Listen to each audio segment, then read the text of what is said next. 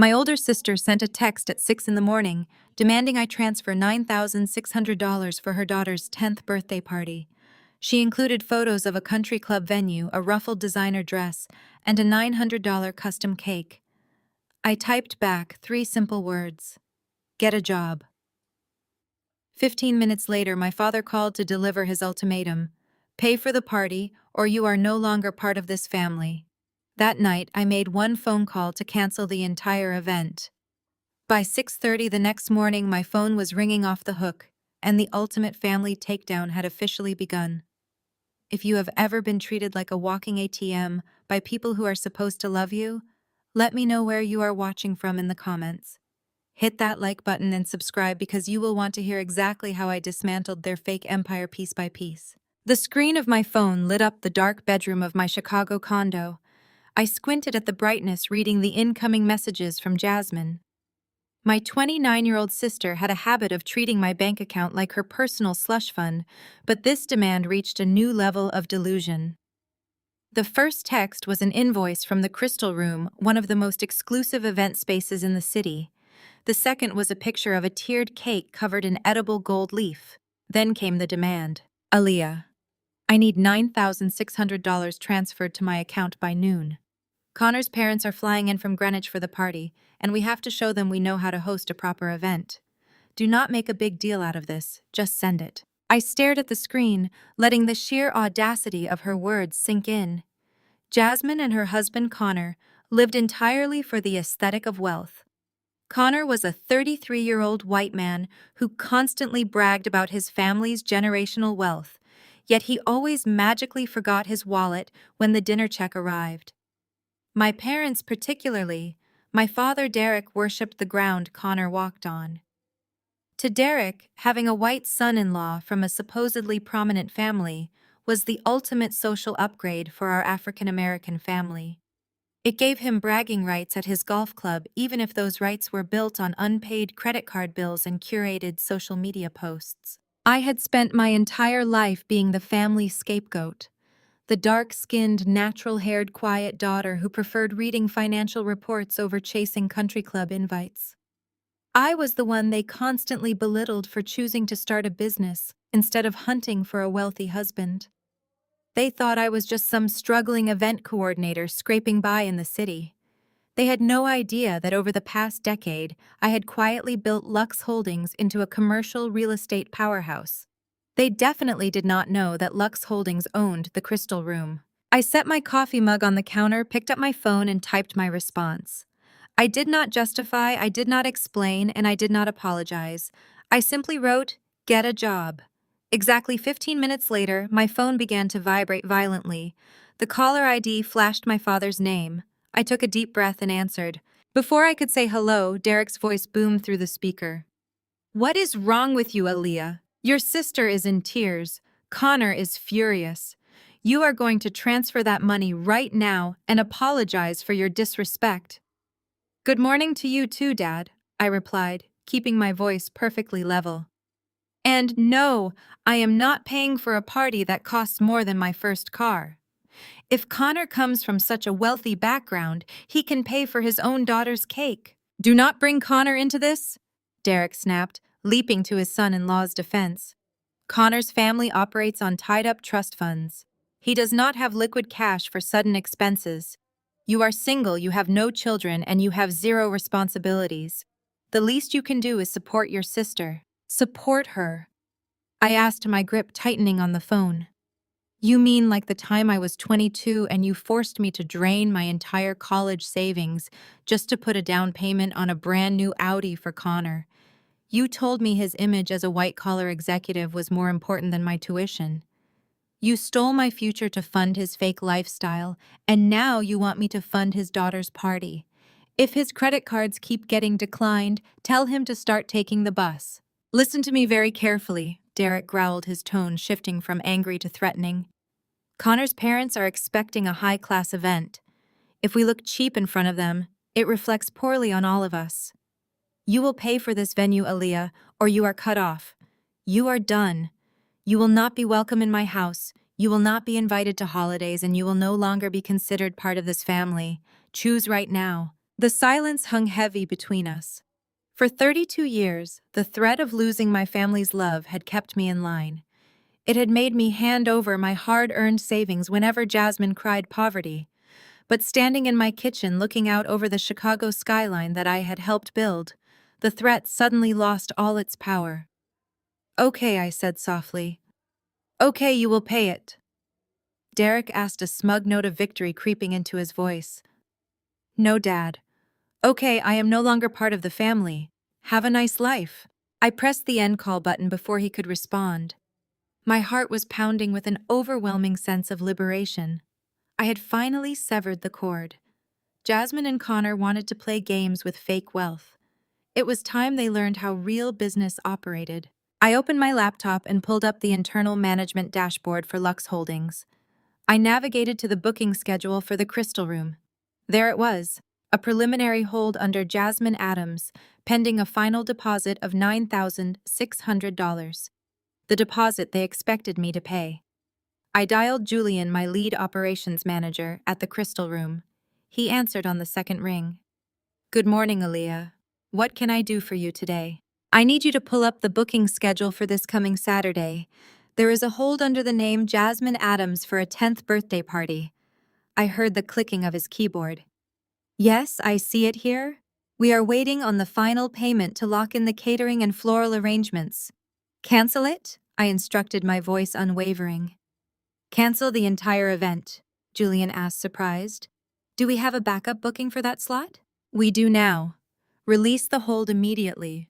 Send the standard cancellation notice to the email on file stating failure to secure funds. Do not offer to reschedule, and do not offer any grace period. I want that slot wiped clean from the system right now." "Understood," Julian replied professionally. "I will process the cancellation and send the automated notice right away." I thanked him and hung up.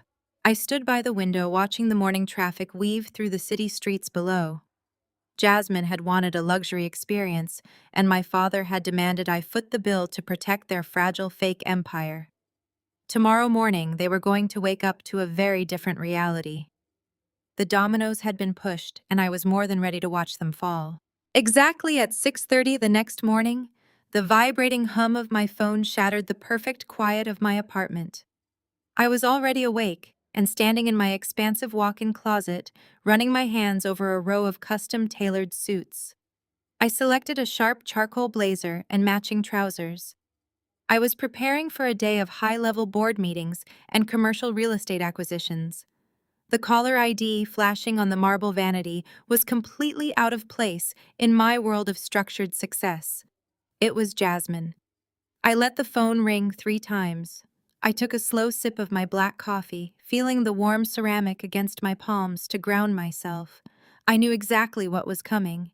When I finally swiped the screen to answer, I did not even get the chance to utter a single syllable of greeting. A shrill and hysterical scream pierced through the speaker, forcing me to hold the phone an inch away from my ear.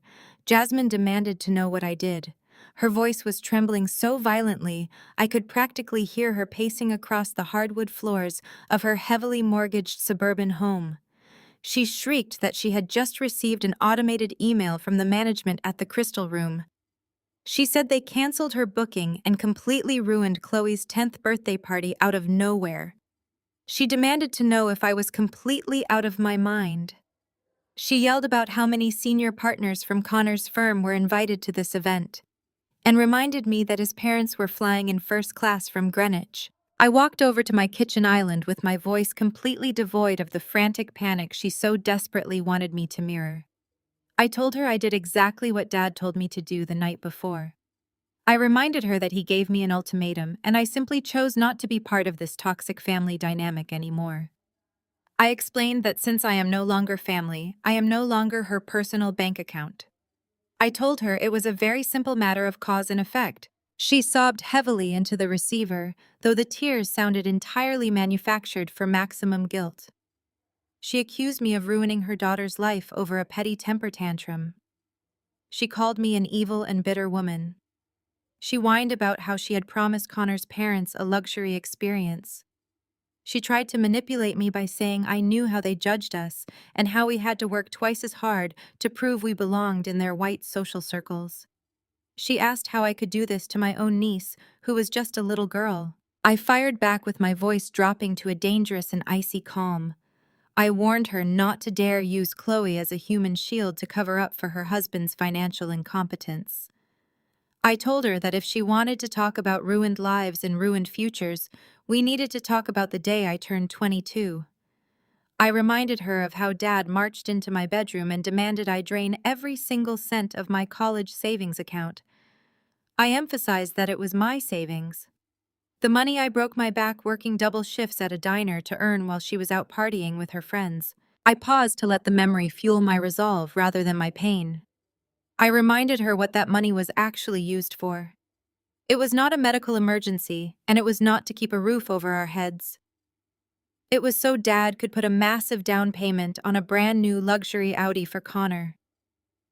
Dad had looked me right in the eye and said Connor's image as a white-collar executive was more important than my tuition. He said we could not let his wealthy white family think he married into a poor neighborhood. I told Jasmine that she and Dad both stood there and let my future burn to the ground, just so her husband could look successful at stoplights. They stole my education to fund his fake lifestyle. I told her that now she expected me to happily fund a $9,600 party so she could impress those exact same people. I informed her that the Bank of Aaliyah was permanently closed. Jasmine stammered, clearly thrown off balance by my refusal to back down. She argued that the car incident was years ago and claimed Connor was a senior director now who made incredible money. She accused me of being spiteful because the Crystal Room made a clerical error with their booking system. I stated flatly that there was no clerical error and delivered the final blow to her delusion. I explained that the venue canceled her reservation because Connor's platinum credit card bounced twice. I told her the hold was automatically released because her husband had delinquent credit and absolutely zero liquid cash. I suggested that if she wanted someone to blame for ruining Chloe's party, she should turn around and ask the man sleeping next to her why his card was declined for a simple venue deposit. There was a sudden and breathless silence on the line. I could hear a sharp intake of air followed by a muffled and frantic struggle for the phone. Then my father's voice boomed through the receiver, heavy with the kind of blind and ignorant rage he usually reserved for people who dared to challenge his authority. Derek roared, calling me an ungrateful little brat. He asked if I thought I could make up vicious lies about Connor's finances just because I was jealous of my sister's marriage. He accused me of trying to humiliate the family and thinking I could just get away with it. He shouted that Connor was a respectable man. He demanded that I call the venue back right that second, beg for their forgiveness, and pay the entire bill in cash. He swore he would make me regret the day I was born if I disobeyed him.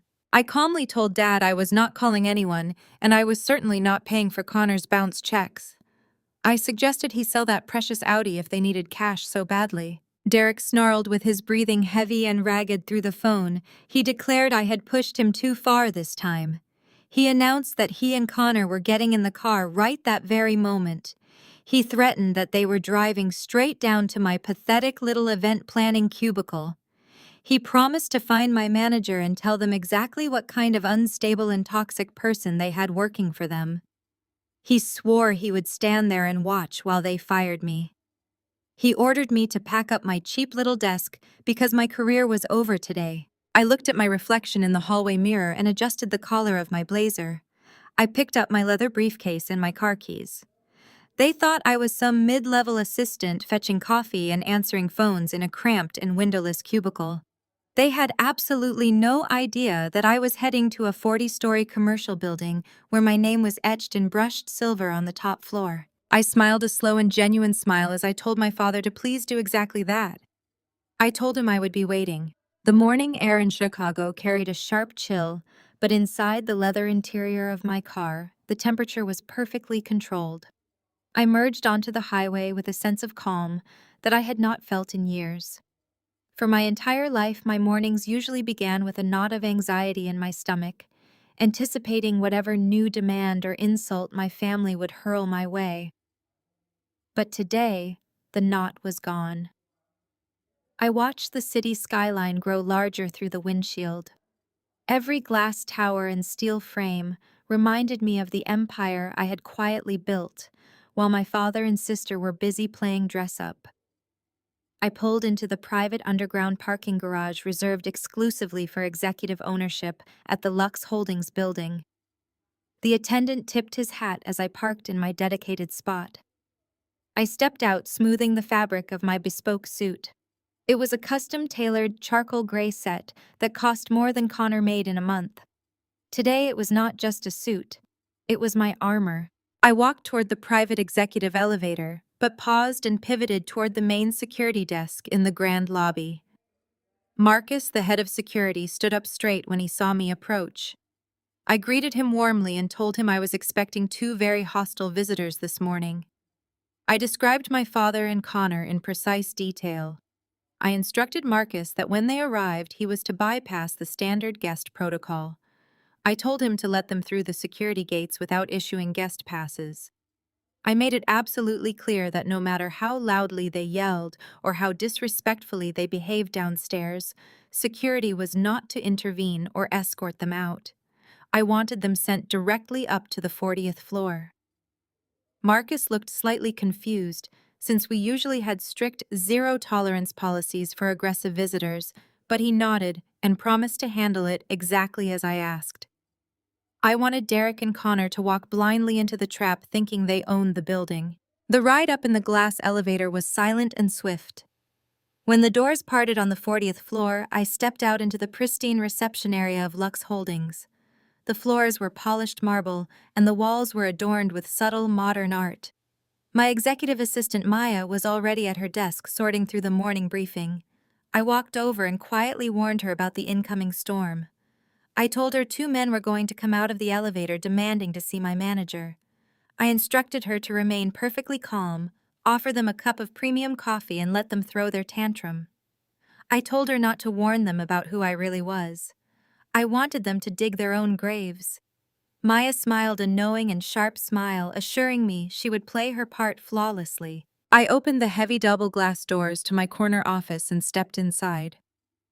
The space was massive with floor-to-ceiling windows, offering an unobstructed panoramic view of Lake Michigan.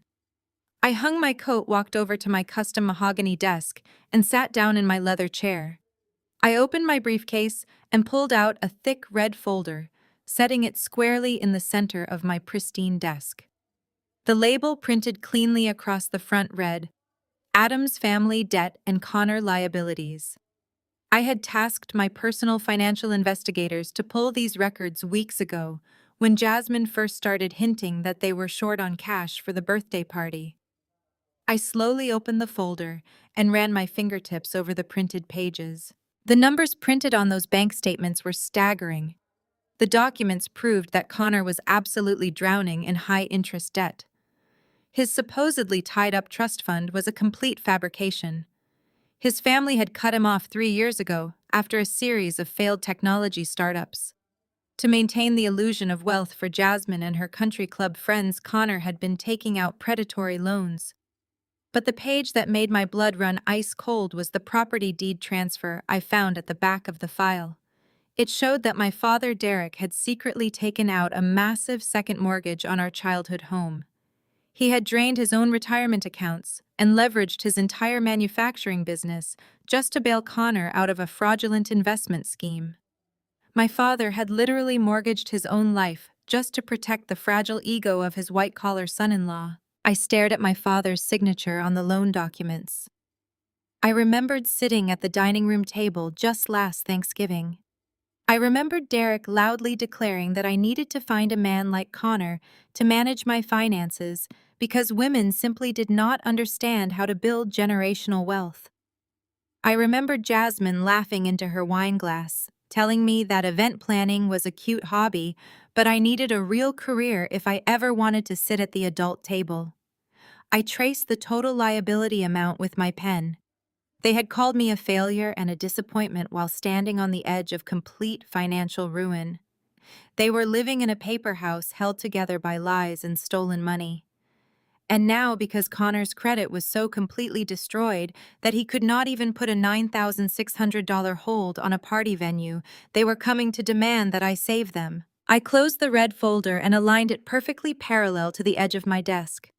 I poured myself a fresh cup of coffee from the carafe by the window and took a slow, measured sip. The rich and bitter taste grounded me in the present moment. I checked the gold watch on my wrist. It was barely 8 in the morning. The quiet ticking of the grandfather clock in the corner of my office felt like a countdown. My phone illuminated silently on the desk. A text message from Marcus at the lobby security desk simply read that the targets had breached the perimeter and were currently riding the elevator up. I sat back in my chair and folded my hands, resting them on top of the red dossier. I kept my eyes fixed on the frosted glass doors of my office. For a brief second, a ghost of the old fear tried to creep into my chest. The childhood reflex of bracing myself for my father's booming voice and heavy footsteps. But the feeling evaporated instantly, replaced by an overwhelming sense of power. I was not the scared 22-year-old girl begging to keep her college savings anymore. I was the apex predator waiting in my own domain. The soft chime of the elevator arriving on the 40th floor echoed through the quiet reception area outside my doors. The silence was immediately shattered. I heard the heavy thud of footsteps followed by my father's loud and aggressive voice. He was practically shouting at Maya, demanding to see whoever was in charge of this pathetic little event company. He roared that he wanted the manager out here this very second because he was going to have an incompetent employee named Aaliyah Adams thrown out on the street. I took one last sip of my coffee, placed the mug down on a coaster, and waited for them to push open my doors. "Where is she? I want the manager out here right now." Derek's voice echoed through the pristine space, entirely devoid of any professional courtesy. He was shouting as if he were standing in the middle of a noisy factory floor, rather than the executive suite of a corporate holding company. I heard the soft rustle of silk as Maya, my executive assistant, stood up from behind her custom quartz desk. Her voice was a masterclass in polite detachment. "Good morning, gentlemen. May I ask who you are looking for? Do you have an appointment with someone in our office this morning?" "I do not need an appointment to deal with a rogue employee." Connor's voice cut in, dripping with the arrogant entitlement he carried everywhere like a badge of honor. He stepped forward, presumably leaning over Maya's desk to physically intimidate her. "We are here for Aaliyah Adams. She is a low-level event coordinator for whatever this little party planning business is. I want to speak to the person who signs her checks. She severely violated a client contract this morning, and we are here to ensure she is packing up her desk by 9 o'clock." Maya did not miss a single beat. "I apologize for any confusion, sir, but you must be mistaken about the nature of this floor. Would you care for a cup of premium espresso while I try to sort out your grievance?" "Do not patronize me!" Derek barked, slamming his hand down flat against the quartz countertop. The sharp smack echoed all the way into my office. "I am not here for coffee. My daughter thinks she can play games with my family and humiliate my son-in-law. She thinks because she books cheap catering for a living, she has some sort of power. I demand you get the general manager out here immediately before I hold this entire company liable for her unhinged behavior." I sat back in my chair, letting the sweet irony of his words wash over me. My father was standing in a reception area that cost more to design than his entire manufacturing warehouse was currently worth, and his brain simply refused to process the environment. He saw a young black woman at the front desk and immediately assumed he could bully her into submission. He saw the name Lux Holdings on the wall and assumed it was just a fancy title for a mid-tier party planning service. His deeply ingrained prejudices made him completely blind to the millions of dollars of architecture and fine art surrounding him. Maya kept her voice perfectly smooth and unbothered. "I assure you, sir, our management is very much aware of the situation regarding the cancellation at the Crystal Room. If you will just wait one moment." "We are not waiting for anything." Connor snapped, his voice rising in pitch. "You people clearly do not understand who you are dealing with or how real business works. Tell your boss that Connor Blackwell is here, and I am fully prepared to bring my family's legal team down on this entire operation if I am not compensated for the emotional distress your employee caused my wife this morning." I decided they had humiliated themselves enough for one morning. I stood up from my leather executive chair and smoothed the front of my charcoal blazer. I walked slowly toward the heavy double glass doors that separated my corner office from the reception area. I placed both hands on the brushed steel handles and pushed them open in one fluid motion. "Maya, that will be all. Thank you," I said, projecting my voice clearly across the room. My father and Connor spun around instantly. The angry words died in their throats the moment they saw me. I watched their eyes dart from my face to the bespoke tailoring of my suit, and then slowly upward, taking in the sheer scale of the room behind me. My corner office was massive, bathed in the bright morning sunlight pouring through the floor-to-ceiling windows that offered a completely unobstructed view of Lake Michigan. They saw the custom mahogany desk, the private seating area with imported leather sofas, and the walls lined with commercial real estate awards. The cognitive dissonance hit them like a physical blow. They had marched up here expecting to find me cowering in a tiny gray cubicle surrounded by cheap filing cabinets. Instead, they were standing in the shadow of absolute corporate power, and I was the one wearing the crown. Derek's mouth opened and closed silently for a few seconds. He blinked rapidly, trying to force the reality in front of him to match the narrative he had built in his head. "Aaliyah, what? What are you doing in there?" He finally stammered, his booming voice suddenly reduced to a confused whisper. "Whose office is this? Why are you standing in the manager's suite?" I clasped my hands in front of me and offered him a smile that held absolutely no warmth. "I am simply doing my job, Dad. You said you wanted to see the person who signs the checks. I am saving you the trouble of looking any further." Connor stared at me, his face flushing a deep and mottled red. His entire worldview was built on the belief that he was inherently superior to me. He needed me to be the struggling, bitter woman he could look down upon to make himself feel wealthy and successful. Seeing me standing in an office that outshined anything his so-called old money family had ever owned caused his fragile ego to completely short-circuit. He desperately needed to find an excuse to drag me back down to the place he thought I belonged. He stepped forward, adjusting his silk tie with a nervous twitch. He looked me up and down, his lip curling into a nasty and condescending smirk. He let out a harsh laugh that echoed weakly in the large room. "Did you seriously sleep your way into the manager's office just to steal this meeting room to try and intimidate us, Aaliyah?" I did not even blink at his pathetic attempt to diminish me. I simply stood my ground and watched the predictable gears turning in his head. Connor could not process the reality of my success, so his fragile mind instantly constructed a delusion that made him feel safe.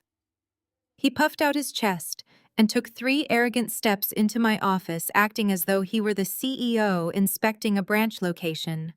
He adjusted the cuffs of his cheap suit and began to pace across the imported Persian rug. His initial shock had completely evaporated, replaced by a desperate need to assert dominance over a woman he believed was beneath him. "Listen to me very carefully, Aaliyah, because I'm only going to explain this to you once." Connor began, his voice taking on that slow and patronizing tone he always used when trying to sound intelligent. "You clearly do not understand the basic metrics of corporate synergy or how to leverage your limited equity in a situation like this. You think you can just disrupt the operational flow of a major event and expect no negative impact on your personal ROI. That is not how the real world works. You are playing a very dangerous game of optics right now, and frankly, you are out of your depth." I remained perfectly silent, letting him dig his grave deeper with every ridiculous buzzword he threw out. He was stringing together corporate jargon that made absolutely no sense in context, trying to build a wall of big words to hide his own incompetence. "You see, Aaliyah, in high-level business, we rely on strategic leverage and risk mitigation." Connor continued, stopping by the window to gesture vaguely at the city skyline as if he owned it. "Lux Holdings is a decent little operation, but they clearly have a massive liability in their human resources department if they let you handle high-tier client accounts. When you canceled the Crystal Room, you initiated a direct breach of contract. You failed to maximize the deliverable assets. My family does not tolerate operational failures. We are old money, Aaliyah. We have generational wealth and a legal team that retains partners who eat small-scale subsidiaries like this for breakfast." He turned back to face me, pointing a rigid finger in my direction. If I make one phone call, my family's lawyers will completely dismantle this company. We will sue for breach of contract, emotional distress, and severe brand damage. Your management will be buried in litigation and you will be blacklisted from working in this city ever again. But I am a reasonable man. I believe in mutually beneficial resolutions. Connor walked closer to my desk, leaning over it to invade my personal space. Here is my settlement offer. You are going to write a personal check for $9,600 right now to cover the venue deposit you ruined. You are going to call the Crystal Room and reinstate our booking under your own corporate account. If you provide this immediate capital injection, I will consider the matter resolved. I will not call my lawyers, and I will not report your unhinged behavior to the actual executives who run this building. I am giving you a chance to protect your job. I suggest you take it. Before I could even formulate a response to his absolute delusion, my father stepped into the office. Derek walked in with his chest puffed out, looking at Connor with an expression of sheer awe and unfiltered pride. My father had spent his entire life working in a dusty manufacturing plant, and he worshipped anyone who wore a suit and used big words. To Derek, Connor was the ultimate authority figure, simply because he was a man who spoke with unearned confidence. "You heard the man, Aaliyah," Derek boomed, crossing his arms over his chest. "This is exactly what I have been trying to tell you for years. This is what real business looks like. You should be taking notes instead of standing there glaring at us.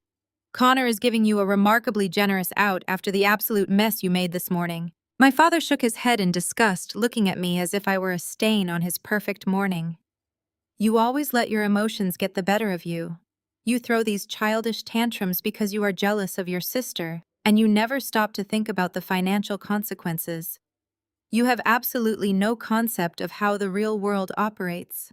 Men like Connor understand strategy. They understand liability and capital. You are just playing dress-up in a borrowed office trying to look important." Derek stepped up beside Connor, presenting a united front of toxic masculinity and blind arrogance. "Stop this foolish rebellion right now!" Derek ordered, his voice dropping into the harsh and demanding register he used when he expected absolute obedience. "You are going to apologize to Connor for your behavior. You are going to pay the money you owe your sister, and you are going to fix this venue issue immediately. You need to listen to the men who actually know how to navigate the corporate world before you destroy your own life. Do what you are told, Aaliyah." The silence that fell over the massive office was heavy and thick. Connor stood there with a smug and victorious smirk plastered across his face, completely convinced that his barrage of fake corporate jargon had intimidated me into submission. Derek stood beside him, radiating righteous anger, fully expecting me to lower my head and apologize just like I had been conditioned to do my entire childhood. They were two men standing on the brink of total financial devastation, demanding that I empty my pockets to save them. I looked at Connor. I looked at Derek. I looked at the fragile and pathetic illusion of power they were desperately trying to maintain. I did not feel a single ounce of anger. I did not feel fear or intimidation. I started to laugh. It started as a soft chuckle in the back of my throat, but it quickly bubbled up into a deep and genuine laugh that echoed off the marble floors and the glass walls of the executive suite. It was a laugh of pure, unadulterated amusement. I laughed because the absurdity of the situation was simply too perfect. I laughed because they were threatening me with old money lawyers when I knew for a fact that Connor could not even afford to buy a cup of coffee downstairs without his credit card declining. Derek's face flushed purple with rage at the sound of my laughter. Connor's smirk instantly vanished, replaced by a look of deep uncertainty. He had expected tears or apologies, but my laughter completely derailed his script. I stopped laughing and let my expression harden into a mask of pure and terrifying authority. I did not say a single word. I simply turned around and walked with slow, deliberate steps back to my custom mahogany desk. I picked up the massive red legal binder that contained every single detail of their impending financial ruin. I turned back around and tossed the heavy binder directly at Connor's chest.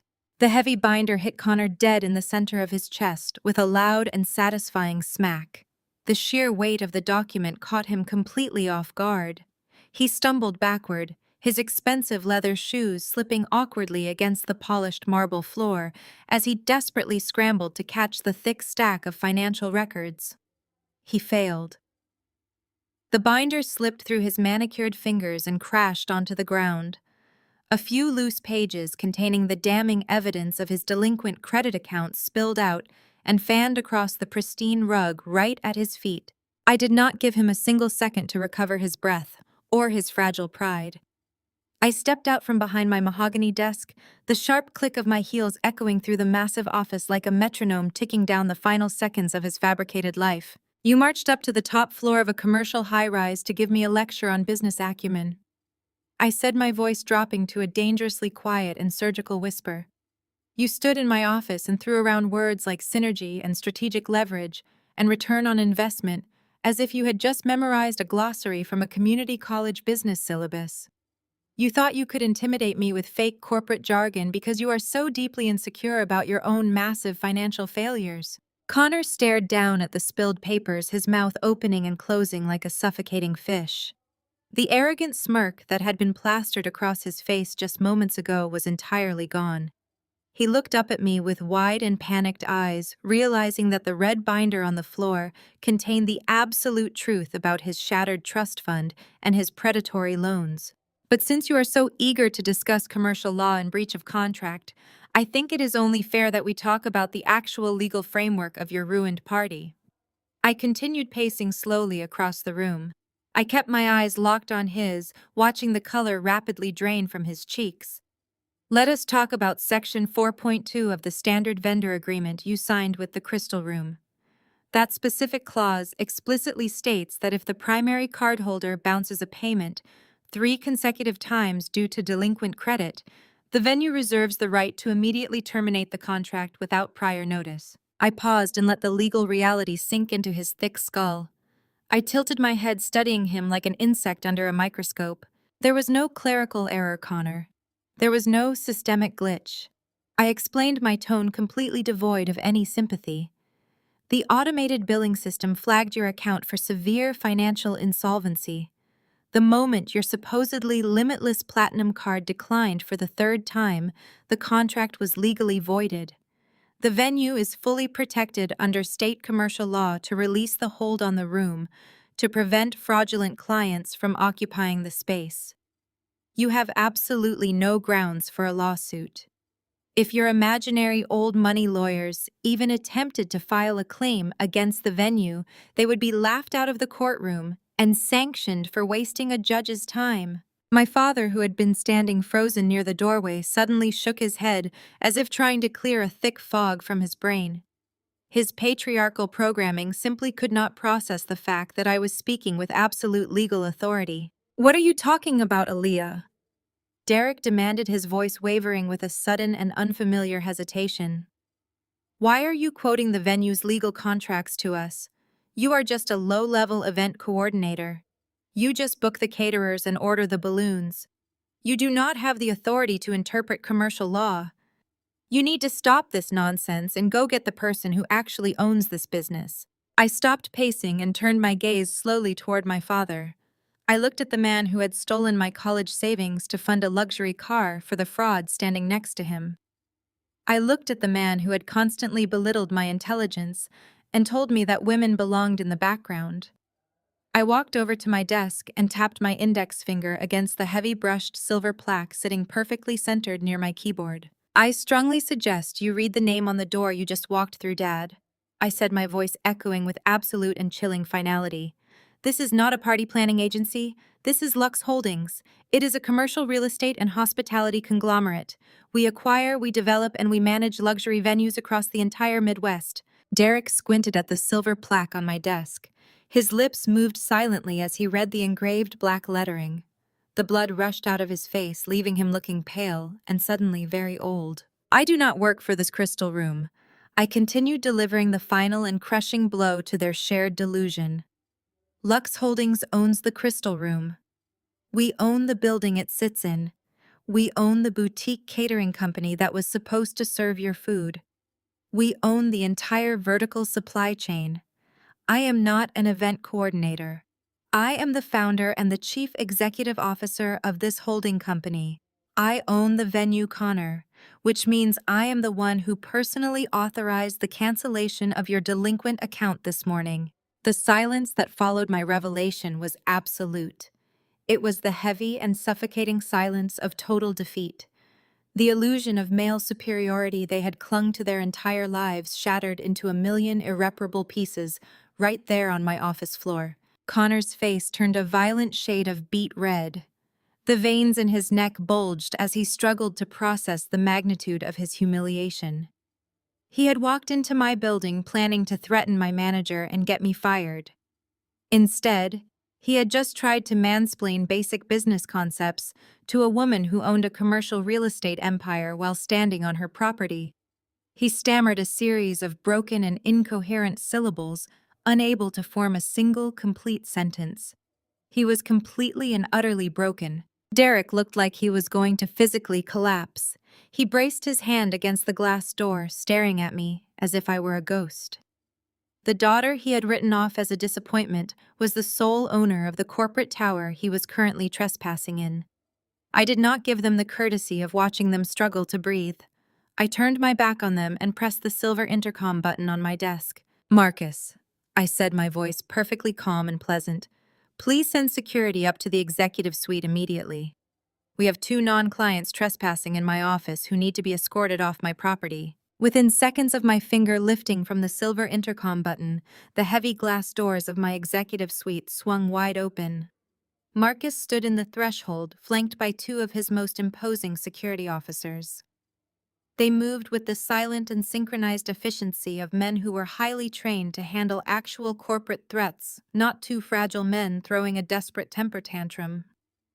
I remained seated behind my custom mahogany desk, keeping my posture perfectly relaxed and my face entirely devoid of emotion.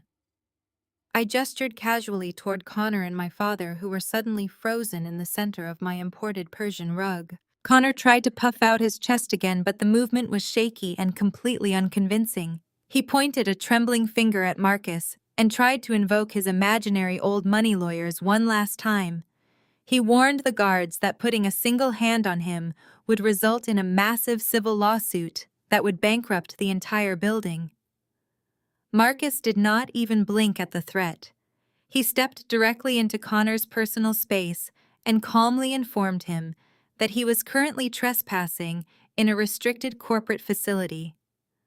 Marcus gave Connor exactly 3 seconds to start walking toward the elevator before he would be physically restrained and detained for the police. Connor looked back at me, his eyes wide and pleading for a brief second as the reality of his powerlessness finally set in. I simply offered him a cold and empty smile. My father, however, was not going to leave my office quietly.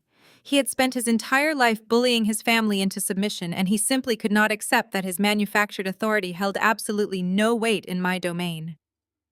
Derek stepped in front of Marcus, raising his voice to that familiar booming roar that used to terrify me when I was a child. He declared that he was my father, and he had every fundamental right to stand in this office and discipline his ungrateful daughter. He shouted that nobody was going to stop him from teaching me a lesson about respect. Marcus did not argue or attempt to de-escalate. He simply signaled to his officers. In one fluid and completely unbothered motion, the 2 massive guards stepped forward and firmly gripped my father by his upper arms. The absolute shock on Derek's face was a masterpiece. He was physically lifted onto the tips of his toes and forcibly turned around toward the exit. For the first time in his miserable and controlling life, he was completely stripped of his power. He sputtered and cursed, demanding that they unhand him, but his protests were entirely useless against the sheer physical strength of the guards. Marcus guided a terrified Connor out by the shoulder, pushing him through the double glass doors and into the reception area. I watched through the glass walls as they were marched directly past Maya's desk. Maya did not even look up from her computer screen. She simply took a slow sip of her coffee, acting as if the 2 men currently being dragged out of the suite were nothing more than invisible dust. They were shoved into the executive elevator, and the brushed steel doors slid shut, severing them from my world. I leaned forward and tapped the digital control panel embedded in the surface of my desk. I brought up the building's high-definition security feeds on my secondary monitor and switched the view to the main ground floor lobby. I unmuted the audio feed and sat back to watch the final act of their humiliation. The elevator doors parted on the ground floor, and Marcus marched them out. They were escorted past the busy front security desk and paraded in front of the morning rush of sharply dressed executives and wealthy investors. Connor kept his head bowed, trying to hide his face, while my father struggled against the guards, looking like a deranged vagrant, making a scene in a luxury building. The guards pushed them through the revolving glass doors and physically walked them out into the freezing winds of the Chicago streets. I watched on the exterior cameras as they stumbled onto the pavement. My father furiously adjusted the collar of his rumpled jacket. His face was a mask of absolute rage and frantic desperation. He needed to regain control of the narrative. He needed to punish me for humiliating him and tearing down the illusion he had built around his favorite son-in-law. Derek whipped his phone out of his pocket with violently shaking hands. The highly sensitive exterior security microphones picked up his voice perfectly over the ambient sound of the city traffic. He dialed my mother, Valerie. The moment the call connected, he began screaming into the receiver with a frantic energy. He roared that I had completely lost my mind and that I was trying to destroy the family. He yelled that I was playing dress-up in some fancy corporate tower, thinking I was a hotshot executive who could disrespect him. He ordered Valerie to call the family bank right that very second. He demanded that she freeze my trust fund immediately. He swore to her that he was going to cut me off entirely and ensure that I never saw another single dime of his money for the rest of my life. He stood on the cold sidewalk, breathing heavily and clutching the phone to his ear with a look of vicious and desperate satisfaction. He fully believed he still held the ultimate trump card over my head. But then, the heavy silence on the line stretched out. I watched my father's expression shift rapidly from arrogant rage to a sudden and deep confusion. Through the exterior security microphones, I could clearly hear Valerie's voice bleeding through the phone speaker. She was not just crying. She was completely hyperventilating. Her breath came in ragged and panicked gasps that cut straight through the cold morning air. Derek demanded to know what was wrong and why she was crying. Valerie's voice cracked violently as she sobbed into the receiver. She cried out to Derek that she had just checked the accounts. She choked on her own tears as she screamed that the trust fund and all of the money in the family bank accounts was completely gone. I did not rush. I let them stew in their own manufactured panic for exactly 7 hours. I knew my mother would immediately call an emergency family meeting because that was her absolute favorite way to handle any crisis that threatened her perfect suburban image. She would roast a chicken, set the formal dining table, and expect everyone to sit down and figure out how to sweep the ugliness under the rug. I drove to the house I grew up in, pulling my car into the long paved driveway right as the sun began to set. The large brick colonial looked exactly the same as it always did. The porch lights were glowing, and the perfectly manicured lawn stood as a testament to my father's obsession with outward appearances. For years, this house had felt like a prison, where my ambitions were constantly suffocated to make room for my sister's easily digestible mediocrity. But tonight, stepping out of my car into the cool evening air, I felt nothing but a profound sense of ownership over my own life. I walked up the front steps and pulled my old silver key from my purse. I slid it into the lock and turned it, hearing the familiar heavy click. I pushed the door open and stepped into the foyer. The smell of roasted garlic and rosemary hit me instantly, mingling with the suffocating tension that practically seeped through the drywall. I could hear the muted and frantic voices coming from the formal dining room down the hall. I did not announce myself. I simply walked down the hardwood hallway and stepped into the arched doorway of the dining room. The scene before me was like a poorly acted stage play, capturing a family on the brink of total collapse. Derek sat at the head of the long mahogany table, looking like a man who was actively fighting off a heart attack. His face was flushed, his tie was pulled loose, and his hands were gripping the armrests of his chair so tightly His knuckles were white. My sister sat to his right, clutching a wine glass and staring blankly ahead. Her eyes were red and swollen from crying over her ruined social event. Connor sat next to her, looking completely hollowed out. The arrogant businessman from this morning was gone, replaced by a deflated coward who could not even make eye contact with me. Valerie, my mother, was at the opposite end of the table, nervously rearranging the cloth napkins and adjusting the silverware. The moment my heels clicked against the dining room floor, every single head snapped in my direction. The conversation died instantly. I did not wait for an invitation to join them. I pulled out the empty chair directly across from my sister and sat down, crossing my legs and folding my hands neatly in my lap. I looked around the table, offering them all a serene and perfectly pleasant smile. I told them that I heard we were having an emergency family dinner, and I simply could not bear to miss the opportunity to catch up. For a long, agonizing moment, nobody breathed. Then my mother did exactly what she had done my entire life whenever she needed to bend reality to her will. She weaponized her tears. Valerie's face crumpled, and she let out a loud, dramatic sob, pressing her linen napkin to her mouth. She looked at me with wide, watering eyes, shifting instantly into her role as the ultimate victim and the ultimate enabler. She cried out, asking why I had to do this to them. Her voice trembled as she accused me of intentionally destroying the family's reputation just because I had always been jealous. She pointed a shaking finger toward Connor and sobbed that he came from a prestigious background. She wailed that his family was important in this town and that I was humiliating all of them by treating him like a common criminal. Valerie leaned forward, resting her elbows on the table, and let the tears flow freely, ignoring the food getting cold on the plates. She asked me how I could be so fiercely selfish and ungrateful. She said that if I was really running some massive company, and if I was really as rich as I claimed to be, then why was I acting so vindictively toward my own flesh and blood? She begged me to just write a check. She pleaded with me, asking why I would not just give my sister the money to save her wedding and save our family from total social ruin. I watched my mother cry, recognizing the exact manipulation tactics she had used to control me when I was a teenager. It was the same routine she used whenever my father lost his temper, or whenever my sister demanded something we could not afford. I did not feel a shred of guilt. I looked right past her theatrical tears and addressed the absolute absurdity of her request.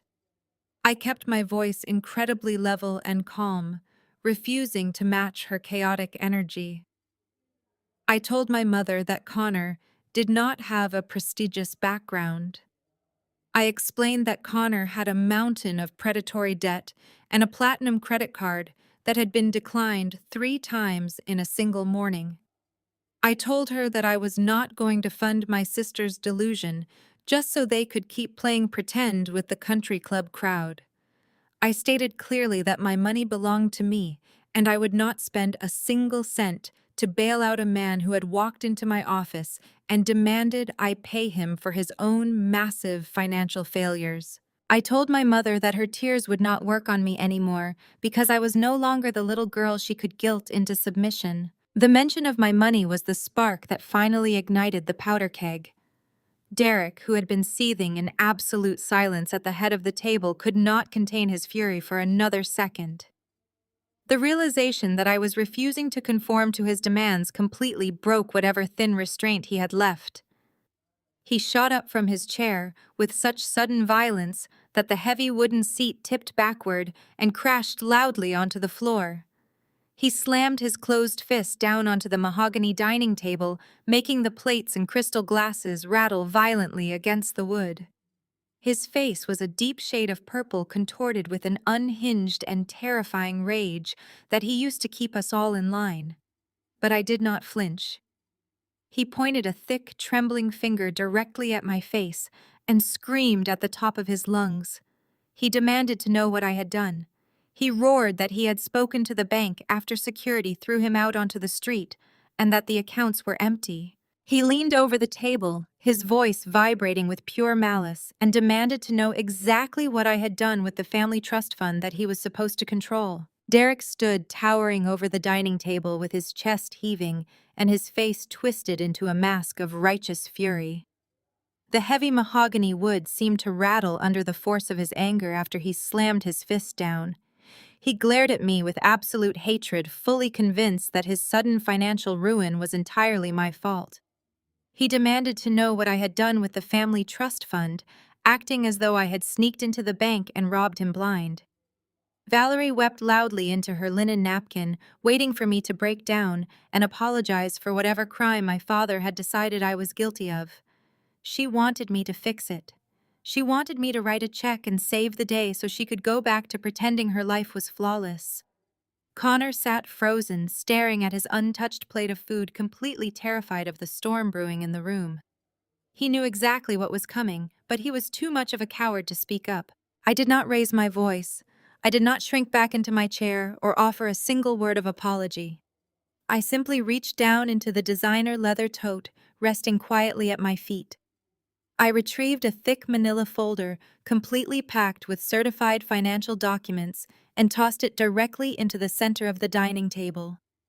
It landed with a heavy and decisive slap that echoed off the high ceilings, instantly cutting through Valerie's theatrical sobbing. I told my father to open the folder. He hesitated, his eyes darting nervously from the manila envelope back to my face. I instructed him to look at the top page and read the highlighted transaction logs out loud to the rest of the room. When he refused to move, his jaw locked in stubborn denial, I leaned forward and spelled it out for them. I explained that I had absolutely nothing to do with the disappearance of the family trust fund. I told them that the money had been entirely drained over the past 36 months, not by me, but by the man sitting at the head of the table. Derek's face lost all of its color, turning an ashen gray in the warm light of the crystal chandelier. Valerie dropped her napkin and stared at her husband in sheer horror, the pieces slowly beginning to click together in her mind. I walked them through the timeline with surgical precision.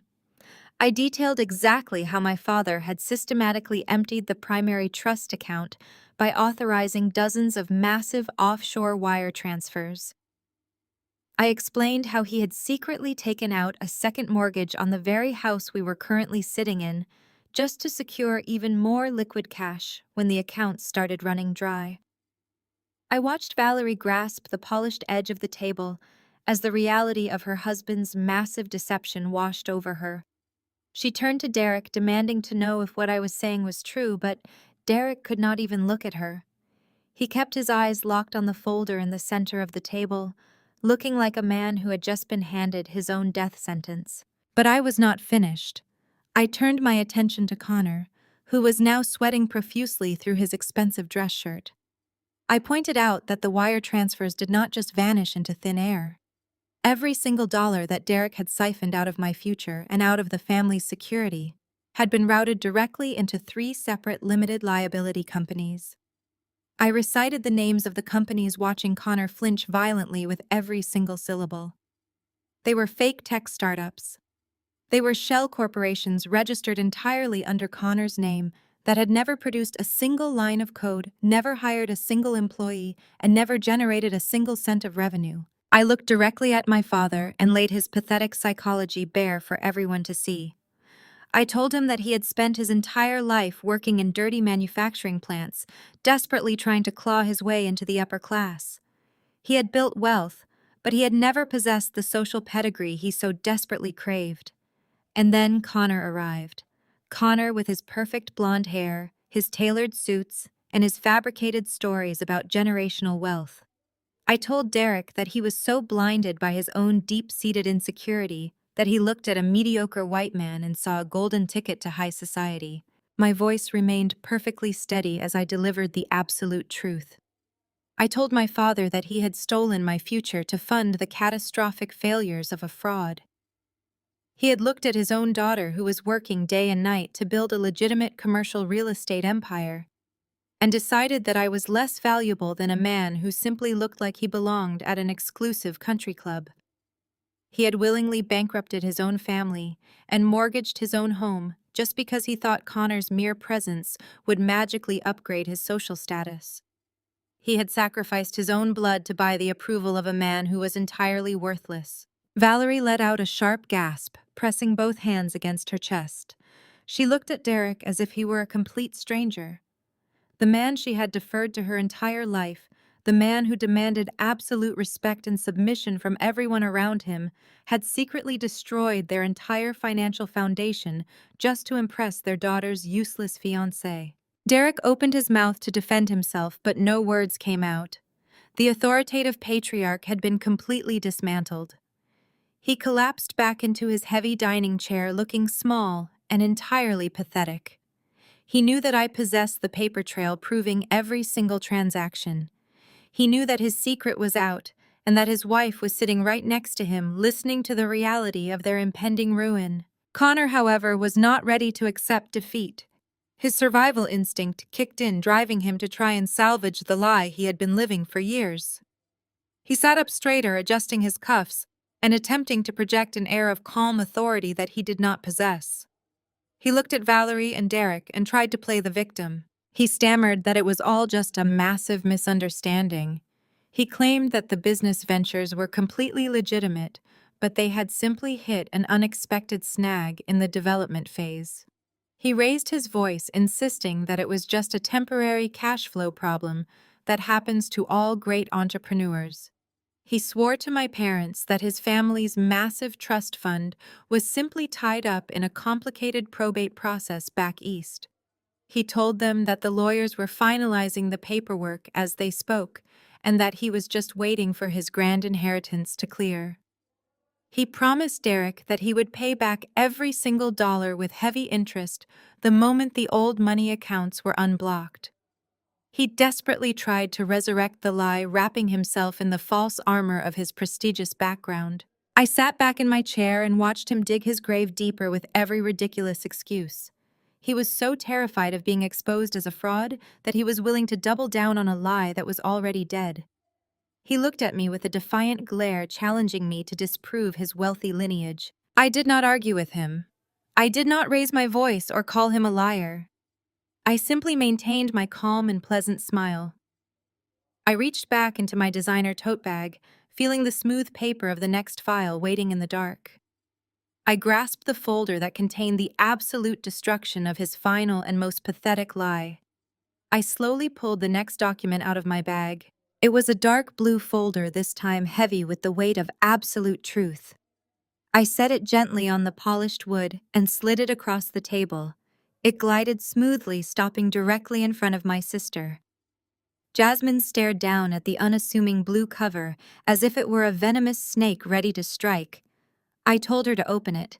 I suggested she take a very close look at the man she had married and the flawless life she thought she was living. When she refused to touch it, keeping her hands tightly clasped in her lap, I reached over and flipped the cover open for her. I did not look at Derek or Valerie.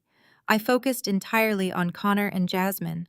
I told the room that Connor loved to talk about his prestigious background. He loved to drop hints about his family estate on the East Coast and the generational wealth that supposedly afforded him his arrogant disposition. I explained that it was a very compelling narrative. It was the exact fairy tale my parents wanted to hear. But it was nothing more than a carefully constructed fabrication designed to prey on people who were desperate for social elevation. I pointed to the top page of the file. It was a comprehensive background and credit report pulled by my holding company when Connor first tried to leverage Lux Holdings for his fake event. I told them that Connor did not have a trust fund waiting in probate. His parents did not own an estate. I revealed that his parents were currently living in a rented townhouse in a mediocre suburb of Cleveland. They had filed for Chapter 7 bankruptcy twice in the last 15 years. They were currently drowning in 6 figures of consumer debt and facing immediate eviction. Connor let out a strangled noise from the back of his throat. He slammed his hands flat on the table and ordered me to shut my mouth. He shouted that his family's private financial matters were none of my business and that I was violating his privacy. He looked at Derek and Valerie, frantically insisting that I had forged the documents to ruin him. But his voice lacked any real conviction. The high-pitched panic in his tone betrayed the undeniable truth. He was a cornered animal, realizing that all of his exits had been sealed. I did not stop. I simply raised my voice slightly, cutting right through his pathetic protests. I told my family that Connor was not a wealthy entrepreneur waiting for an inheritance. He was a serial grifter who survived by taking out illegal predatory loans. I directed their attention to the detailed transaction logs I had highlighted in bright yellow ink. I explained that Connor had been keeping himself afloat by borrowing money from unregulated lenders at interest rates exceeding 40%. My forensic accountants had tracked every single penny. He was moving money from Derek's drained trust fund to offshore accounts just to pay the minimum balances on his fraudulent loans. Then I turned my surgical focus directly onto my sister. Jasmine was breathing rapidly, her chest heaving as she stared blindly at the financial records. I told her that she needed to listen very carefully because this directly involved her beloved social media presence. Jasmine had spent the last 3 years building an entire personality around being the wealthy, privileged housewife. She posted endless photos of her luxury vacations, her designer handbags, and her five-star dinners. She used that carefully curated image to look down on me and everyone else she deemed beneath her. I looked her dead in the eyes and stripped away her entire identity. I told Jasmine that absolutely none of her luxury lifestyle was paid for by generational wealth. Every single designer bag she flaunted online was purchased using high-interest credit cards that were currently in default. The extravagant 2-week vacation to the Maldives they took last summer, the one she posted about every single day, was not funded by Connor's imaginary tech company. It was paid for by the money my father had stolen from the family trust and funneled into Connor's shell corporations. I watched the color completely drain from Jasmine's face. I told her that the vintage diamond watch Connor gave her for their anniversary, the watch she proudly showed off to all of her country club friends, was financed through a predatory loan that was now 90 days past due. I explained that she was not living a life of high-class luxury. She was living inside a rapidly collapsing house of cards built entirely on stolen money and fraudulent credit. She was wearing stolen goods and parading around in a life funded by the financial destruction of our own parents. Jasmine's reaction was immediate and entirely predictable. The cognitive dissonance of a narcissist having their fake reality destroyed in real time is a violent thing to witness. She shot up from her chair, knocking over her wine glass. The red liquid spilled across the mahogany table and dripped onto the floor like blood. She grabbed the blue folder and threw it across the room, screaming at the top of her lungs. She shrieked that I was a liar. She clutched her phone to her chest, as if trying to physically protect her precious social media account from the truth. She screamed that I had fabricated every single piece of paper because I was obsessed with ruining her happiness. She looked at Connor, demanding that he tell them I was lying. She begged him to promise her that the money was real and that the estate was real. But Connor just sat there staring at the spilled wine, completely unable to meet her desperate gaze. His silence was the final confirmation she needed. The illusion shattered completely. Valerie began to sob harder, burying her face in her hands as she realized they had sacrificed their entire financial security for a mirage. Derek sat frozen, gripping the edges of the table, his breathing shallow and erratic. He had sold his soul and bankrupted his family to buy the approval of a man who was nothing more than a broke con artist. Jasmine realized that logic and facts were no longer on her side. Her fake world was dead and she had absolutely no defense left. When a narcissist is cornered with the undeniable truth, they always resort to the most vicious personal attacks they can muster. Her face twisted into a mask of pure, unfiltered hatred. She gripped the edge of the table, her knuckles turning white, and leaned toward me. She threw away any remaining pretense of sisterly affection or basic human decency. She lashed out with the kind of toxic, deeply ingrained bigotry that our parents had quietly nurtured their entire lives.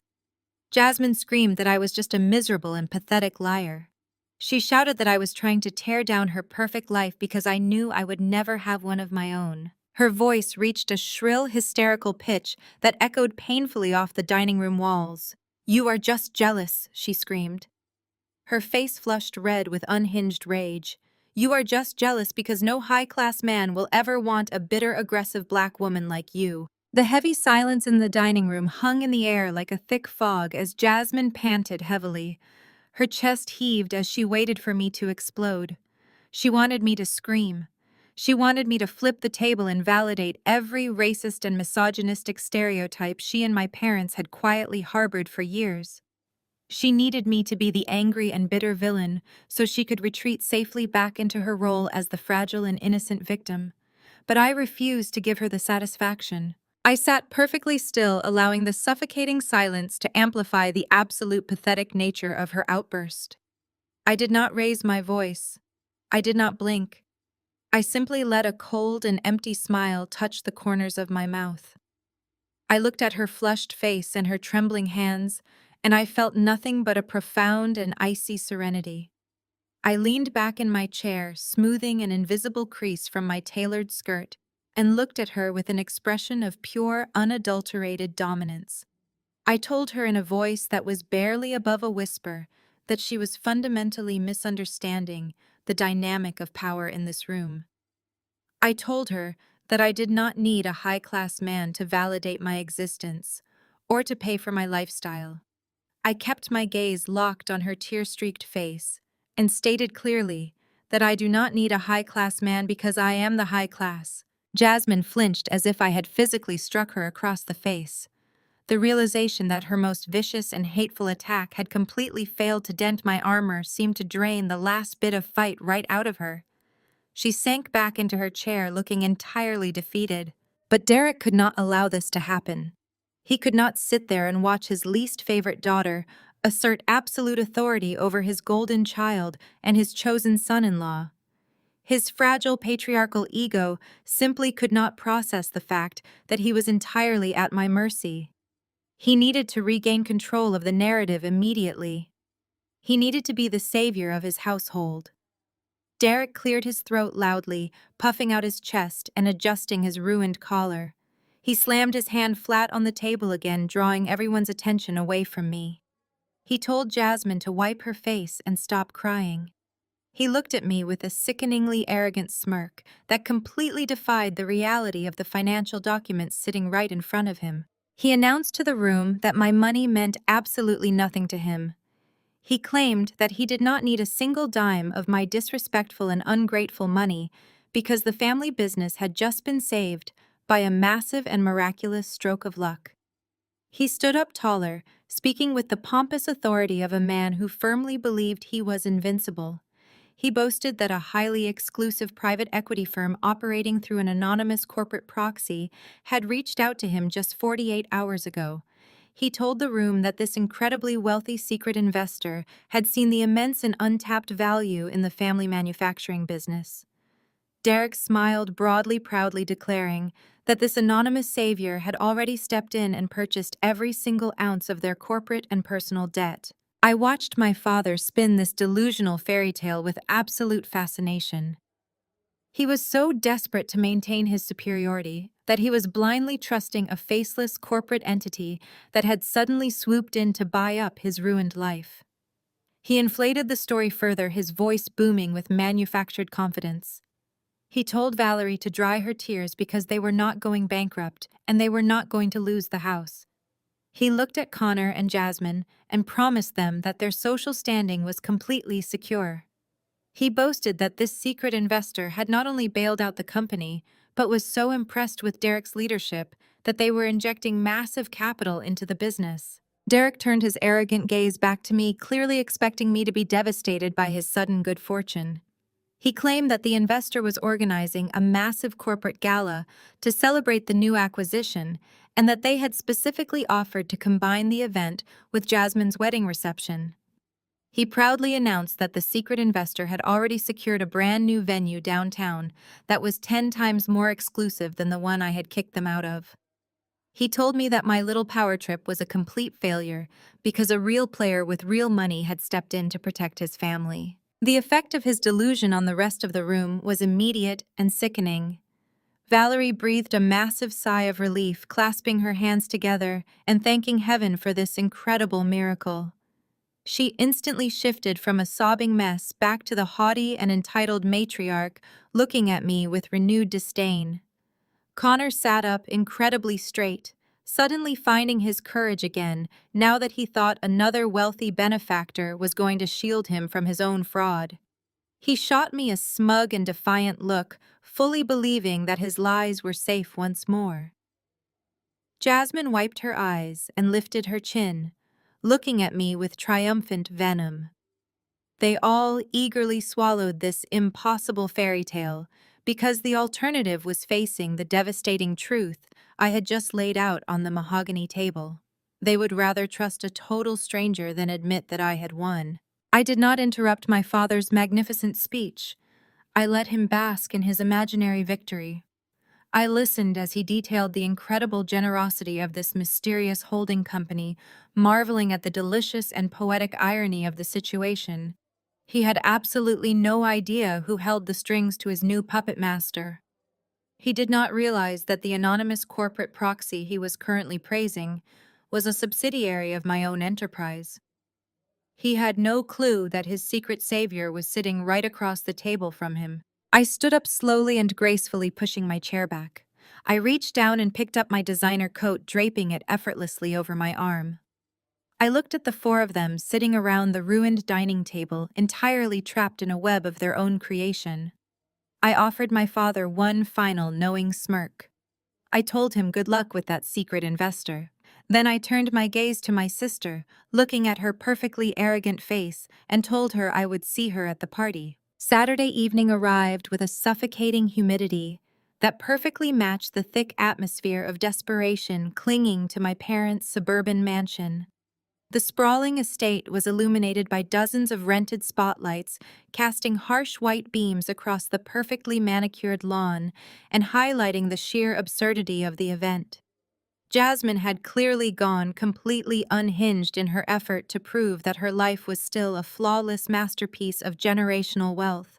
She had transformed the backyard into a grotesque display of maxed-out credit and impending financial ruin.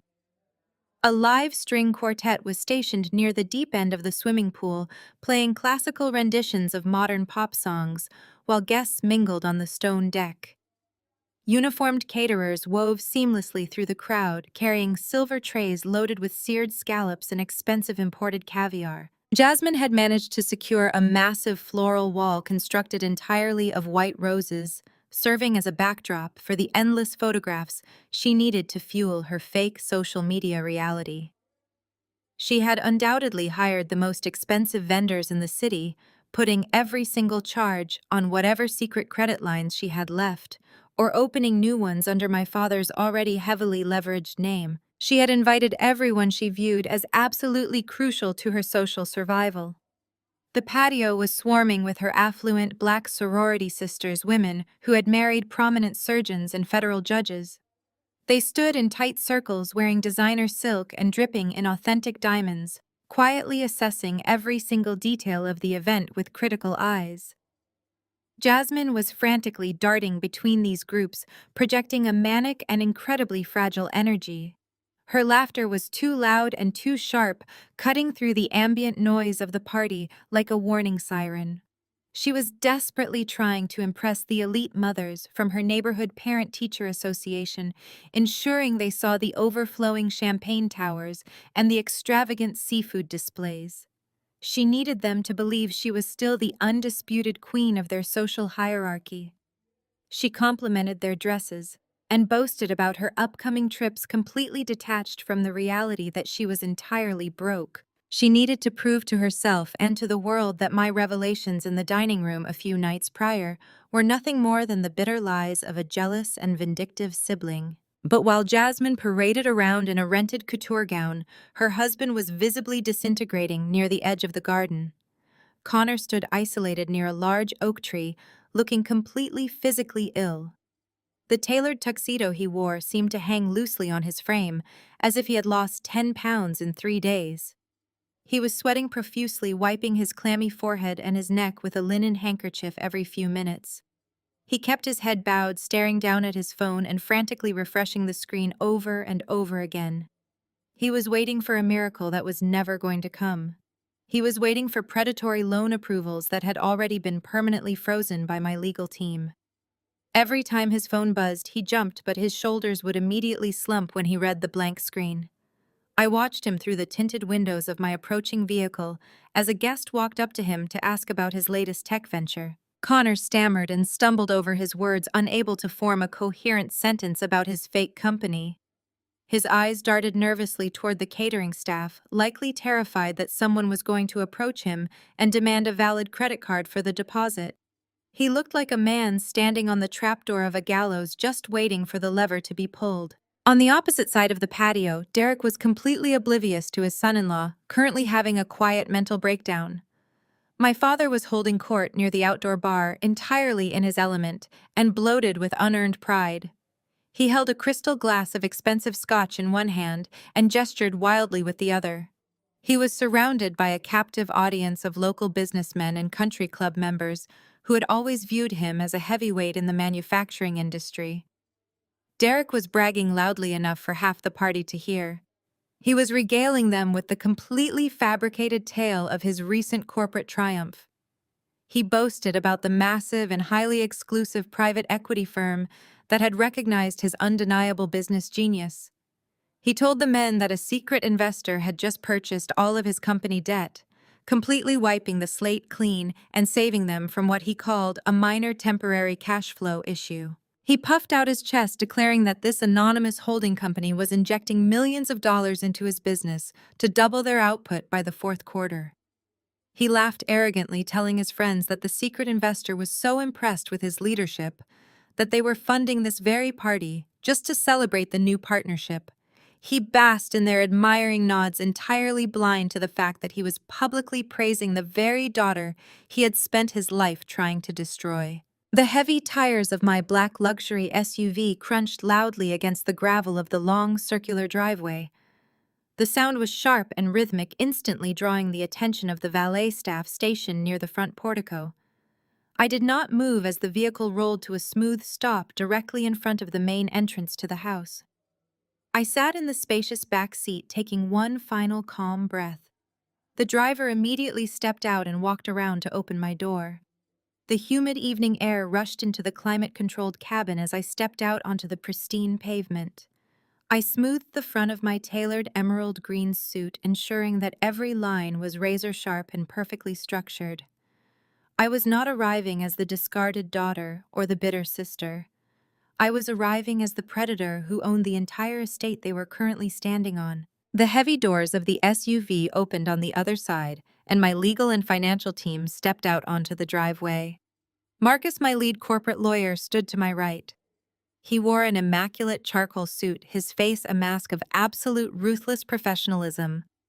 To my left stood Sarah, my primary investment banker, carrying a thick black leather briefcase that contained the certified transfer deeds, the loan defaults, and the absolute termination of my father's entire corporate existence. We moved together with synchronized precision, walking past the valet podium and directly toward the wrought iron gates that led to the backyard patio. As we turned the corner and stepped into the warm glow of the patio lights, the ambient noise of the party began to falter. The string quartet missed a note as the cellist looked up in surprise. The conversations near the bar slowly died down, spreading a wave of heavy silence across the manicured lawn. Jasmine froze mid-laugh, her champagne glass hovering near her lips. Connor looked up from his phone, his pale face turning a shade of sickly gray. Derek stopped his loud bragging, turning around to see what had captured the attention of his audience. He spotted me standing at the edge of the patio, flanked by two highly intimidating corporate sharks. I simply offered him a cold and hollow smirk, picking up my coat from my arm and staring right through his fragile facade.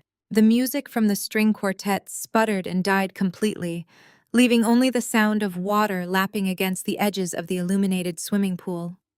I stepped onto the pristine flagstone patio, and the entire atmosphere of the party instantly shifted.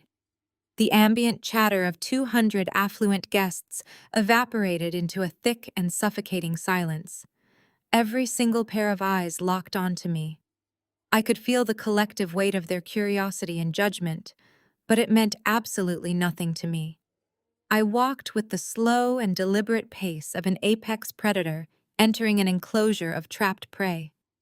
Marcus and Sarah matched my rhythm perfectly, projecting an aura of corporate lethality that made the surrounding display of rented luxury look like a pathetic child's tea party. Jasmine was the first to break out of her shocked paralysis.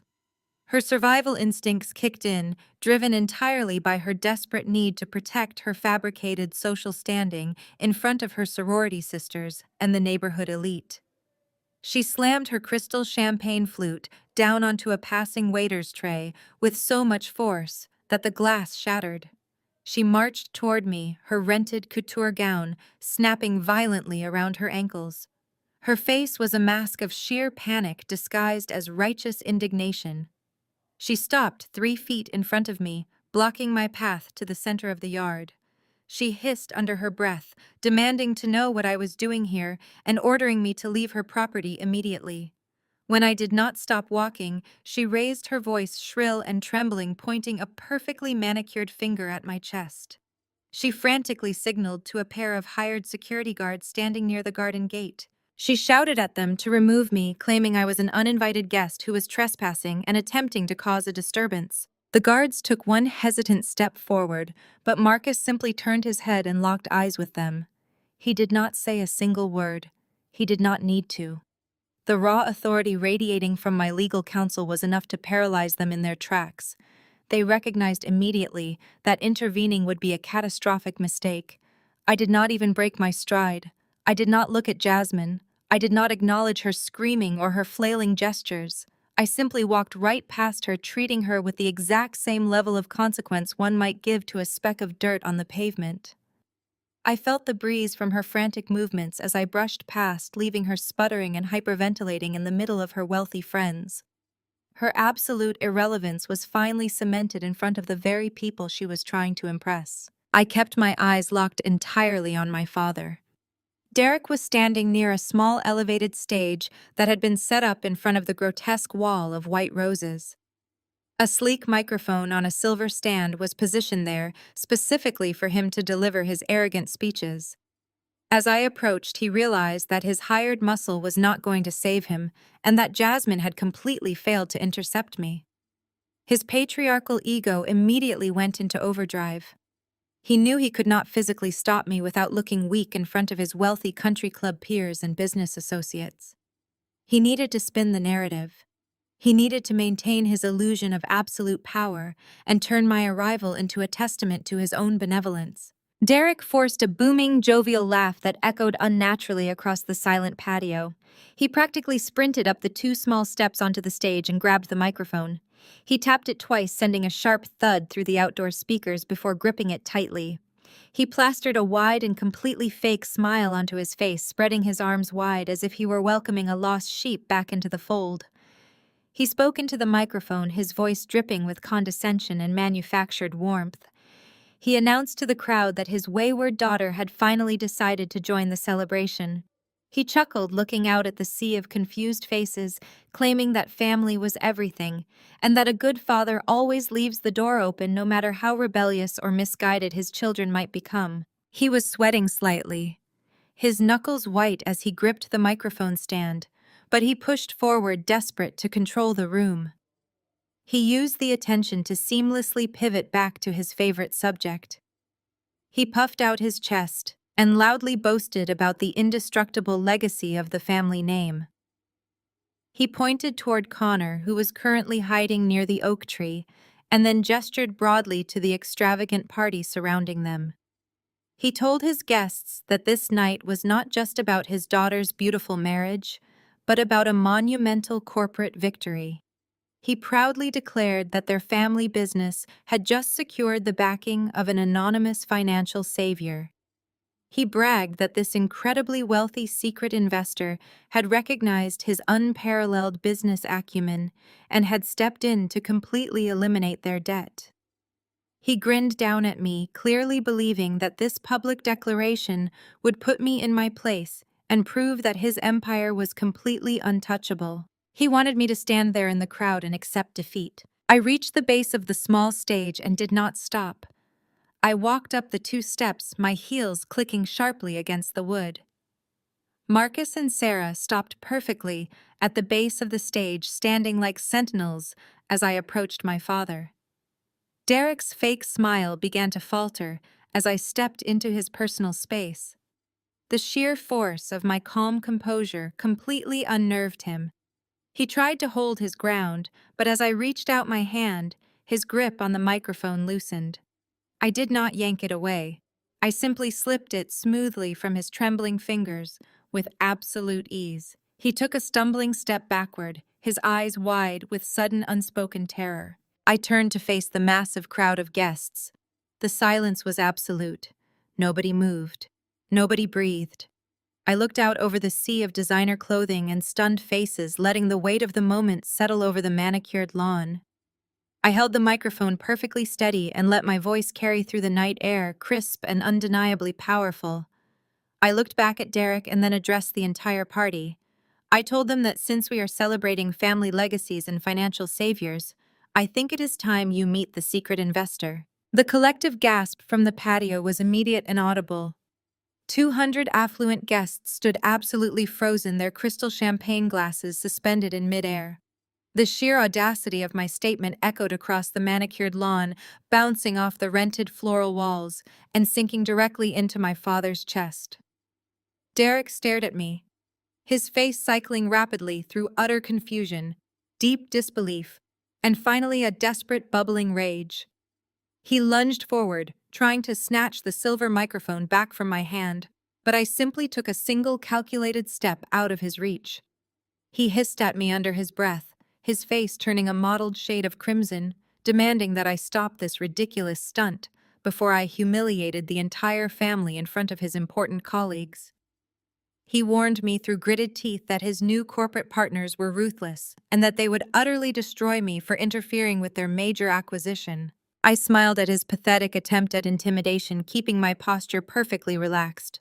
I told him he was absolutely right about one thing. His new partners were indeed entirely ruthless. I did not hand the microphone back. Instead, I gave a slight commanding nod to Marcus, who was standing perfectly still at the base of the wooden stage. My lead corporate lawyer moved with the clinical and terrifying precision of a surgeon about to make the final fatal incision. He walked up the 2 steps and snapped open the polished brass clasps of his black leather briefcase. He pulled out a thick, heavy stack of notarized legal documents bound in a dark blue cover. He did not hand them over politely or respectfully. He stepped right up to my father and slapped the heavy stack directly against his chest, forcing Derek to grab them instinctively before they fell to the stage floor. Derek looked down at the papers, his arrogant sneer slowly melting into a mask of pure, unfiltered dread as his eyes scanned the bold black lettering at the top of the very first page. The words, "Notice of foreclosure and immediate transfer of ownership," were printed in undeniable heavy ink. I raised the microphone back to my lips, ensuring that every single one of Jasmine's affluent sorority sisters and judging PTA friends could hear every word with crystal clarity. I told the captivated audience that my father loved to talk about his brilliant business acumen. He loved to stand in front of crowds just like this one and boast about his manufacturing empire and his allegedly indestructible legacy. But I explained that the reality behind the curtain was much darker and far more pathetic. I detailed how Derek and his chosen golden son-in-law Connor had spent the last 3 years running that proud legacy directly into the ground. I exposed the reckless corporate spending, the fraudulent shell companies, and the desperate predatory loans they had taken out just to keep the lights on and to fund Jasmine's completely fake luxury lifestyle. Derek began to shake, physically vibrating as he flipped through the pages. He clutched the documents with white knuckles, his mouth opening and closing wordlessly as he tried to process the catastrophic reality of his situation. I turned my attention back to the crowd and introduced myself properly. I announced that I was the founder and chief executive officer of Lux Holdings. I watched the realization hit my father like a freight train. The color drained entirely from his face, leaving him looking like a hollow, ghostly shell of the arrogant man he had been just 5 minutes prior. I told the silent patio that Lux Holdings was the anonymous private equity firm he had been praising so loudly all evening. We were the mysterious corporate proxy that had swooped in out of nowhere. We were the secret investor. But I clarified that my father had drastically misunderstood the nature of our transaction. I told him that I did not step in to save his sinking ship. I did not bail out his failing company, and I certainly was not injecting millions of dollars to fund his ridiculous expansion plans. I explained to the horrified guests that Lux Holdings had simply purchased every single ounce of my father's toxic corporate and personal debt from his desperate creditors.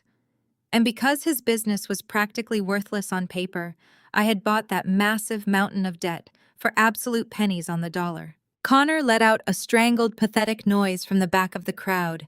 He dropped his phone onto the stone deck and buried his face in his hands, finally realizing that his house of cards had completely collapsed and that he was entirely out of options. Valerie let out a shrill, hysterical cry from the edge of the stage, clutching her pearls and demanding that Derek do something to stop me from ruining their party. But Derek could not do a single thing.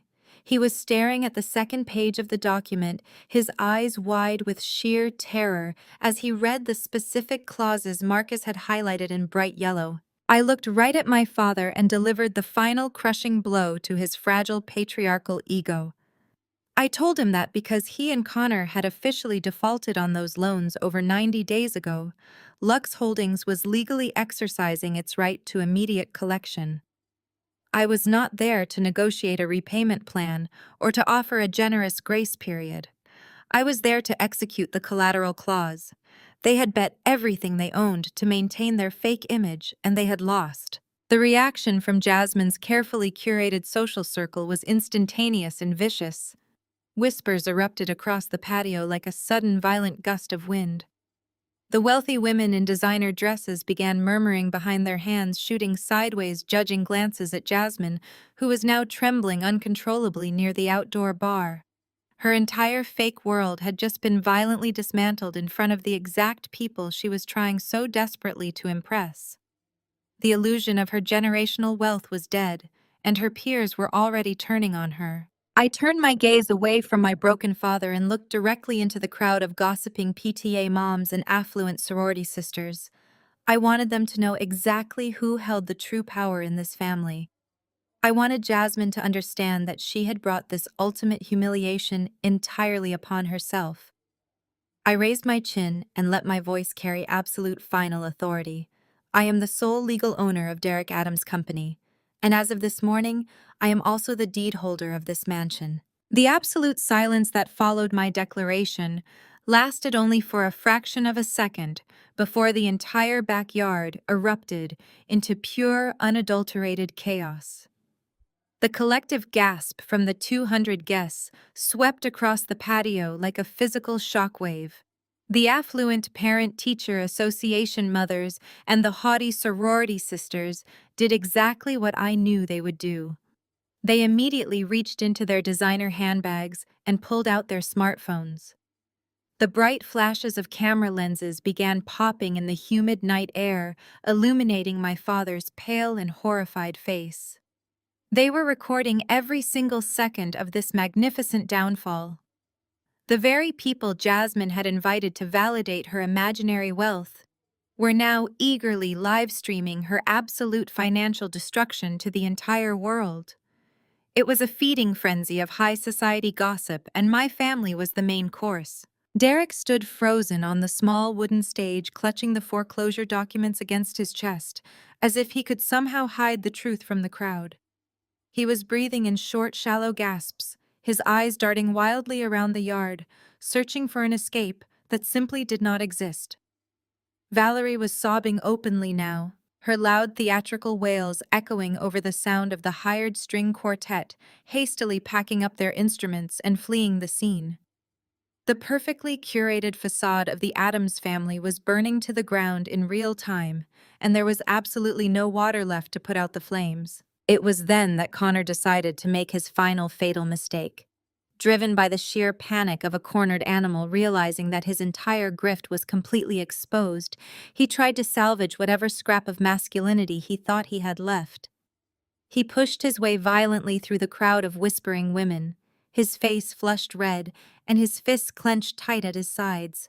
He marched directly toward the stage, projecting an aggressive and manufactured bravado. He pointed a shaking finger directly at my face and began to scream over the noise of the murmuring crowd. He shouted that I was a criminal and a pathetic liar. He bellowed that this was an illegal hostile takeover and that he would personally ensure I spent the rest of my life rotting in a federal prison.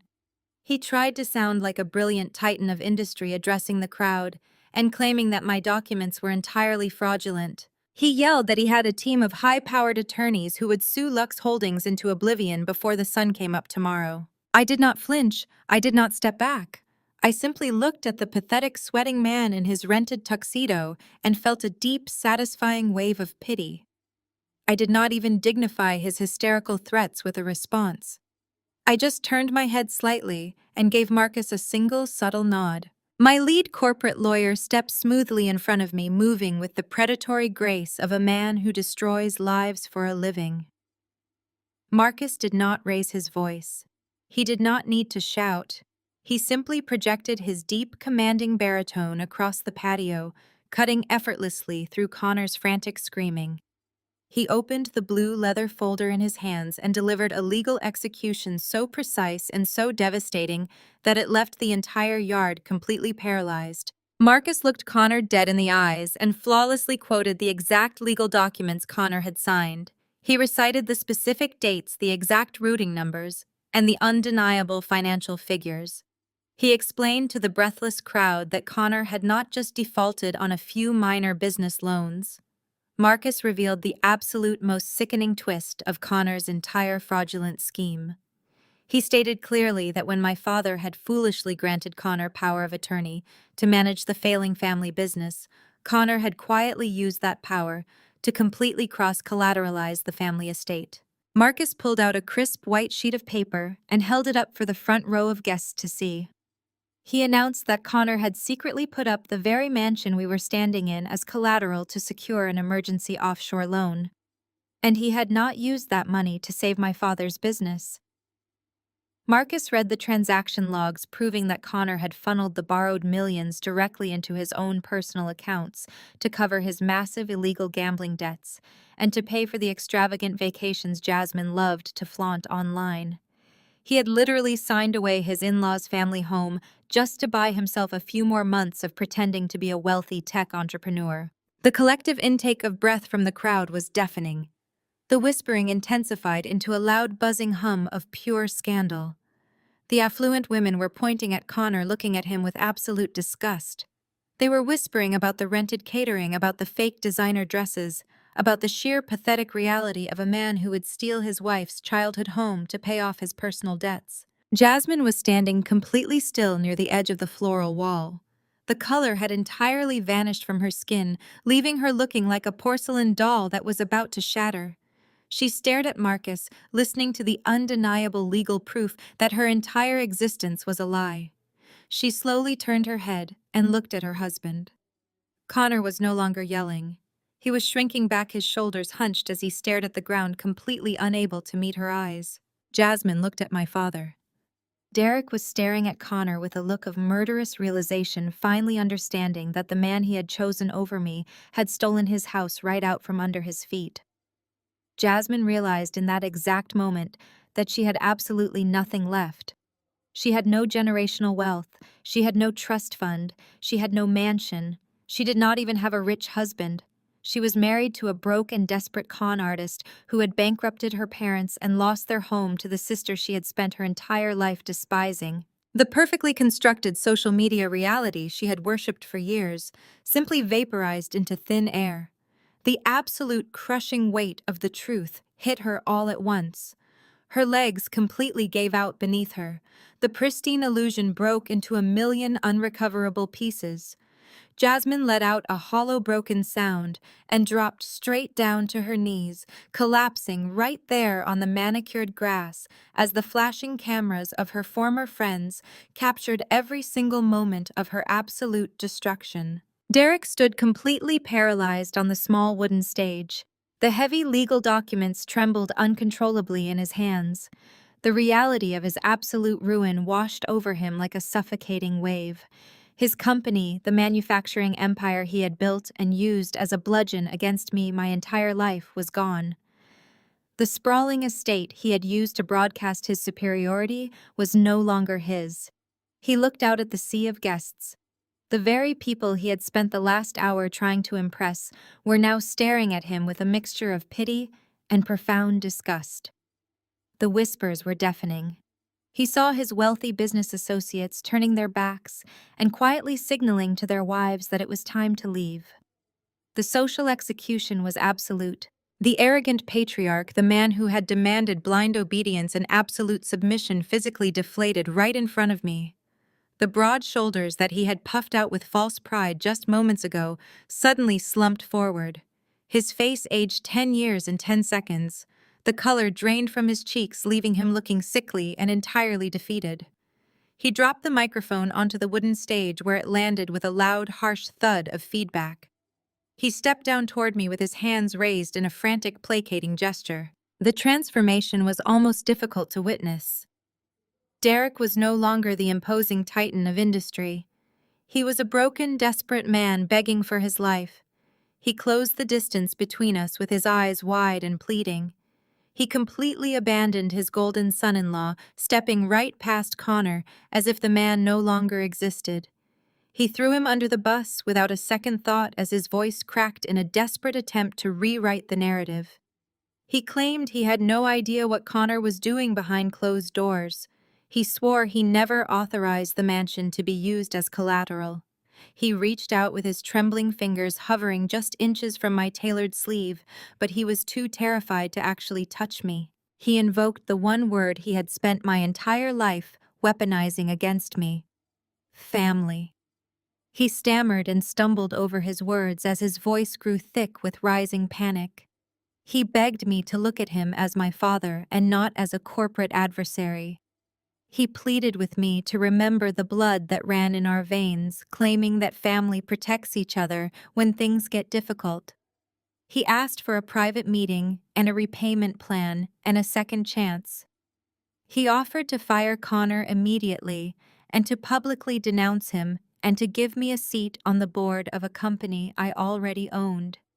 He was bargaining with chips he no longer possessed, while desperately trying to appeal to a daughterly affection he had deliberately starved and destroyed over 3 decades. He begged me not to do this to my own flesh and blood in front of all these people after everything we had been through. I stood perfectly still and let him finish his pathetic performance. I looked into the eyes of the man who had spent my entire existence making me feel small and inadequate and entirely unwelcome. I searched my heart for even a single drop of sympathy or a tiny fraction of daughterly guilt. I found absolutely nothing. The well was completely dry. The emotional manipulation that had once controlled my every move simply bounced off the impenetrable armor I had built for myself. I did not raise my voice. I did not scream or gloat. I let the cold, absolute certainty of my victory carry my words across the silent patio. I looked at him and delivered my final strike. I reminded him of the dinner we had shared in that very house just a week prior. I reminded him of the moment he had demanded $9,600 to cover the catering deposit for this exact party. I spoke slowly, ensuring every single guest heard my words. I recounted how he had looked me in the eye and told me that I was a complete disappointment. I reminded him of his exact phrasing and how he had declared that if I did not pay for Jasmine's extravagant charade, I was no longer considered part of his family. I watched his face crumble as his own vicious words were reflected right back at him. I told him I was simply taking his advice. I told him that since he had officially revoked my family status over a catering bill, I was completely free to treat the situation exactly as he would. I leaned in slightly, letting my voice drop to a low, lethal register. I told him, this is just business and it is nothing personal. I then took a step back, aligning myself with Marcus and Sarah. I raised my voice so the entire backyard could hear the final decree. I announced that as the legal owner of the property, I was officially serving them notice. They had exactly 30 days to pack their belongings and vacate my premises. If they were still on the property on the 31st day, I would have them removed by law enforcement for trespassing. I did not wait for his response. I did not look at Jasmine, who was still weeping into the manicured grass, or at Connor, who was paralyzed by his own cowardice. I simply turned my back on the entire ruined spectacle. Marcus and Sarah fell into step perfectly beside me, forming a flawless corporate phalanx moving in absolute synchronization. We walked away from the patio, letting the crunch of our shoes against the gravel driveway serve as the final punctuation mark on my absolute victory. The heavy, humid night air suddenly felt incredibly refreshing. I had done it. I had completely dismantled the toxic empire that had tried to crush me. I approached the front portico where my black luxury SUV was waiting.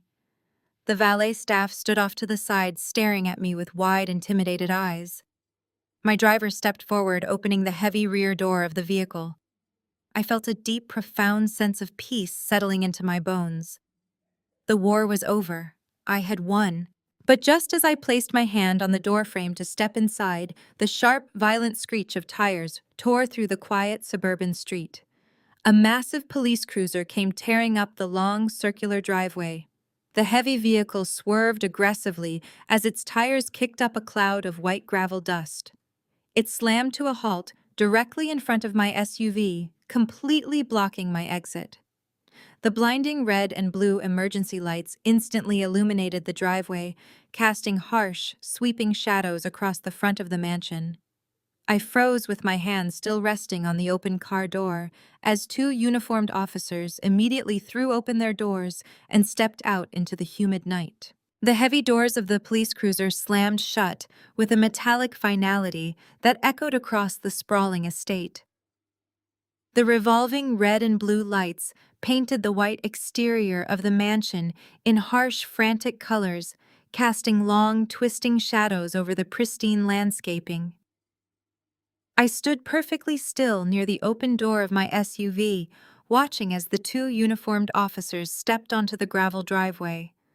For a fleeting second, I could see the guests on the patio stretching their necks to look down the driveway toward the commotion. I knew exactly what they were thinking. They assumed Derek or Jasmine had finally made good on their panicked threats. They believed the police were here to arrest me for trespassing or for causing a public disturbance. I kept my posture absolutely rigid, my expression a mask of calm anticipation. The lead officer, a tall man with a stern, deeply lined face, locked eyes with me for a fraction of a second as he approached. He did not reach for his radio. He did not demand my identification. He simply gave me a brief, imperceptible nod of acknowledgement and walked straight past me. His partner followed close behind, his hand resting casually near his duty belt. They marched up the driveway, completely ignoring my presence, and headed directly toward the wrought iron gates that opened onto the backyard patio. I turned slowly, watching their broad backs as they entered the chaotic scene I had just left behind. The murmuring crowd of socialites and businessmen instantly parted for them. The affluent guests scrambled out of the way, pulling their silk dresses and expensive tailored suits back to avoid brushing against the uniforms. The arrival of law enforcement was the absolute death blow to any lingering shred of dignity this party possessed. The officers did not look at Derek, who was still standing near the stage, clutching his foreclosure documents and looking like a man who had just seen a ghost. They did not look at Jasmine, who was still kneeling on the damp grass, ruining her rented couture gown. They walked with absolute terrifying purpose directly toward the oak tree, where Connor was desperately trying to make himself invisible in the shadows. Connor saw them coming, and his entire body seemed to shut down. The aggressive, hostile man who had been screaming in my face just moments ago completely vanished, leaving behind a hollow, terrified shell. He stumbled backward, his expensive leather shoes slipping on the wet flagstone until his back hit the rough bark of the tree. There was nowhere left to run. The lead officer stepped into Connor's personal space, projecting a voice that cut through the humid night air like a steel blade. He spoke loud enough for every single terrified guest to hear, demanding to know if he was Connor Adams. Connor could not even form a coherent word. He just offered a weak, pathetic nod, his face slick with a cold, terrified sweat. The officer did not waste a single second. He instructed Connor to place his hands behind his back, informing him that he was officially under arrest. The collective gasp from the patio was even louder than the one I had elicited. The officer recited the charges with clinical precision. He announced that Connor was being taken into custody for multiple counts of felony embezzlement, wire fraud, and grand larceny. He stated clearly that the arrest warrant had been issued in connection with the theft of millions of dollars from his previous employer. I watched from the shadows of the driveway, feeling a deep and profoundly satisfying warmth spread through my chest. The entire crowd was paralyzed with shock, but they had absolutely no idea that I was the architect of this exact moment. They did not know that 3 months ago, when I had first begun digging into their financial ruin, I had stumbled across Connor's incredibly sloppy offshore accounts. I had spent weeks cross-referencing shell companies and tracing routing numbers. I had found the hidden ledgers. I had uncovered the undeniable truth that the seed money for his fake tech venture and the funds keeping Jasmine's luxury lifestyle afloat were entirely stolen. Connor had been quietly siphoning millions from the corporate accounts of the logistics firm he used to manage. He had used stolen corporate funds to buy Jasmine her imported cars, her authentic diamond jewelry, and the extravagant vacations she loved to flaunt online. I had meticulously compiled every single bank statement, every forged invoice, and every illegal wire transfer. I had packaged it all into a devastatingly thorough dossier and submitted it anonymously to both the federal authorities and the board of directors at his former company. I had planted the explosive and simply waited for the fuse to burn down. The second officer grabbed Connor's wrists and roughly pulled them behind his back. The sharp metallic click of the steel handcuffs locking into place echoed across the silent yard. That sound was the absolute breaking point. The crushing reality of prison time, of complete financial ruin, of losing everything he had stolen, finally shattered Connor's fragile psyche. He was yanked forward away from the tree, and as he stumbled, he looked over and saw Jasmine. She had pushed herself up from the grass, staring at him with an expression of pure revulsion and horror. She looked at him not like a husband, but like a disgusting creature that had ruined her perfect image, and Connor simply snapped. The loving, supportive husband facade evaporated into pure, vicious rage. He dug his heels into the patio, resisting the officers just long enough to scream at his wife at the top of his lungs. He bellowed that this was entirely her fault. His voice cracked with hysterical fury as he yelled that he had to steal that money just to keep up with her insane demands. He screamed about the constant pressure to buy designer bags, the luxury cars, and the private country club memberships that she required to feel superior to everyone else. He shouted that her insatiable greed and her desperate need to pretend she was royalty had driven him to commit federal crimes. He called her a parasite right in front of her sorority sisters, telling the crowd that Jasmine would have divorced him the second he admitted he was broke, so he did the only thing he could to keep her happy. Jasmine shrieked back, her face contorted into an ugly, vicious mask. The polished, sophisticated woman was entirely gone. She screamed that he was a pathetic failure, a liar, and a con artist who had tricked her into ruining her life. She lunged forward, trying to claw at his face while cursing him for dragging her prestigious name through the mud and humiliating her in front of her friends. She cried out that she was a victim playing the tragic martyr while her husband was in handcuffs. The officers had to physically drag Connor backward, pulling him away from his wife as the perfect couple devolved into a vile screaming match of mutual hatred. They tore each other to pieces, hurling the most toxic venom imaginable, while the entire neighborhood watched in stunned, fascinated silence. I stood by my car listening to their screaming fade as the officers shoved Connor into the back of the cruiser. I simply smoothed the lapel of my emerald suit, stepped into my waiting vehicle, and told my driver to take me home. I had just instructed my driver to take me home and reached out to pull the heavy car door shut when the frantic sound of high heels clicking against the pavement shattered the momentary quiet. Valerie came sprinting down the circular driveway, completely abandoning the dignified, aristocratic grace she had spent decades cultivating. Her expensive silk shawl was slipping off her shoulders and trailing through the wet grass. Her heavy diamond necklace bounced erratically against her chest as she pushed her way past the two stunned valet attendants. She threw herself toward my vehicle with the sheer reckless panic of a woman watching her entire universe collapse in real time. She did not reach for my hands in a maternal embrace. Instead, she lunged forward and forcefully grabbed the sleeve of my emerald suit, twisting the expensive fabric in her trembling fingers. Her face was a mask of absolute terror. The heavy theatrical makeup she always wore had begun to run, mingling with her tears, to create dark, smeared streaks down her pale cheeks. She gripped my arm with surprising strength, her perfectly manicured nails digging into my wrist as she gasped for air. She looked back over her shoulder at the flashing police lights illuminating the yard and then turned her wild, panicked eyes back to me. She demanded that I stop this immediately. She ordered me to use my wealth to fix the situation right this second. Her voice was shrill and bordering on hysterical as she commanded me to march over to those officers and post whatever exorbitant bail they required to keep Connor out of a federal jail cell. She actually had the audacity to claim that I needed to do this to save the family reputation. She stammered that a public arrest for embezzlement would utterly destroy the Adams name in this town. She insisted that if the country club members found out about this scandal, they would be ruined socially and financially forever.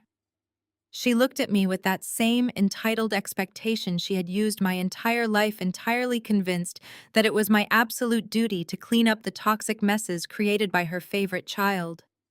She kept pulling at my sleeve, begging me to call my corporate lawyers and have them defend Connor. She reasoned that since I now owned Lux Holdings and possessed billions of dollars, I could easily make this entire criminal investigation simply disappear. She cried that Jasmine was far too fragile to handle a scandal of this magnitude, and that it was my fundamental responsibility as her sister to protect her from public humiliation. Valerie was completely disconnected from reality, still operating under the grand delusion that I was nothing more than the family scapegoat existing solely to serve their needs. Even now, standing in the ruins of their fraudulent empire, she viewed my hard-earned success only as a convenient tool to shield Jasmine from the consequences of her own horrific choices.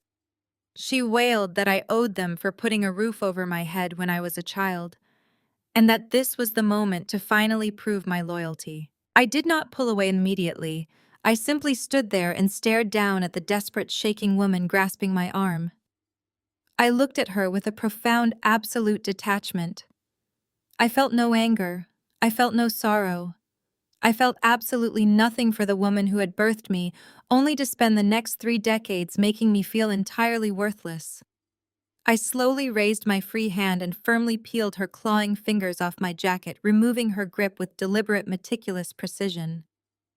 I took one smooth step backward, severing the physical connection between us forever. I kept my voice incredibly calm, projecting a cold, steady authority that made her instantly freeze in her tracks. I told her that the Bank of Aaliyah was permanently closed. I instructed her that if she was so incredibly concerned about Connor's bail and Jasmine's fragile reputation, she could go out and get a job to pay for it herself. I watched her eyes widen in absolute horror as the concept of actual labor registered in her privileged, insulated mind.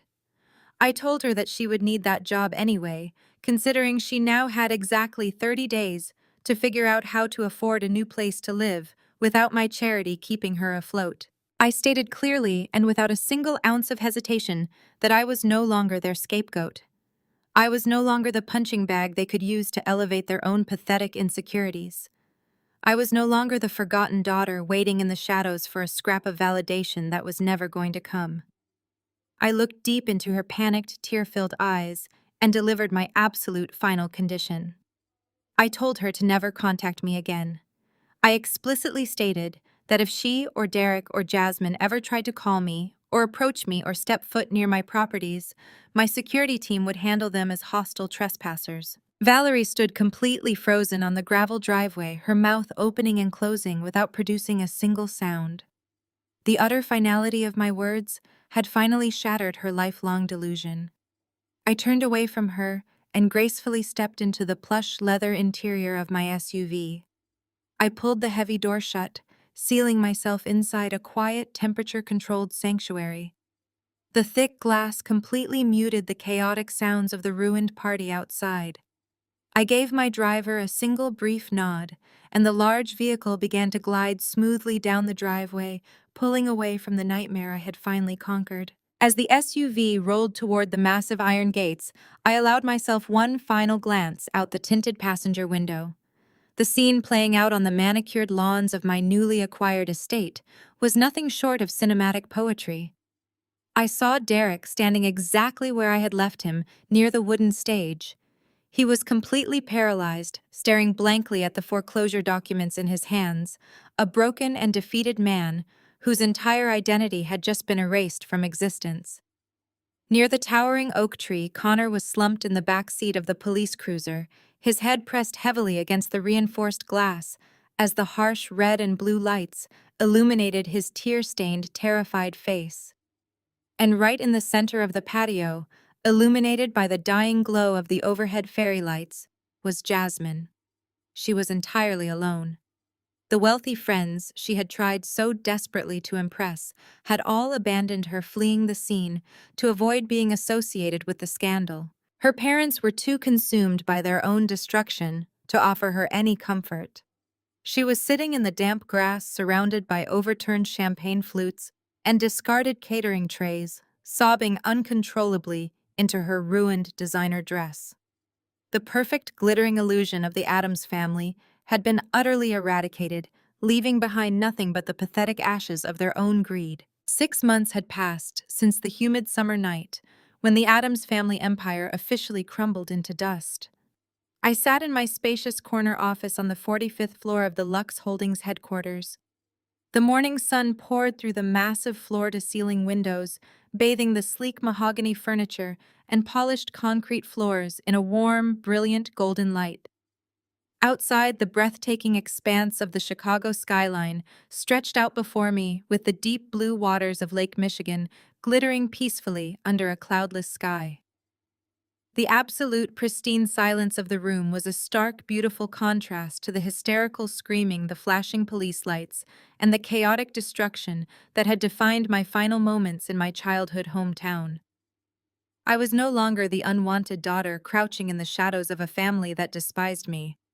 I was the undisputed architect of my own destiny. I focused my attention on the crisp, thick stack of legal documents resting precisely in the center of my desk. My lead corporate counsel, Marcus, had prepared them the previous afternoon, following weeks of meticulous planning. I picked up my heavy gold fountain pen and smoothed my hand over the premium parchment.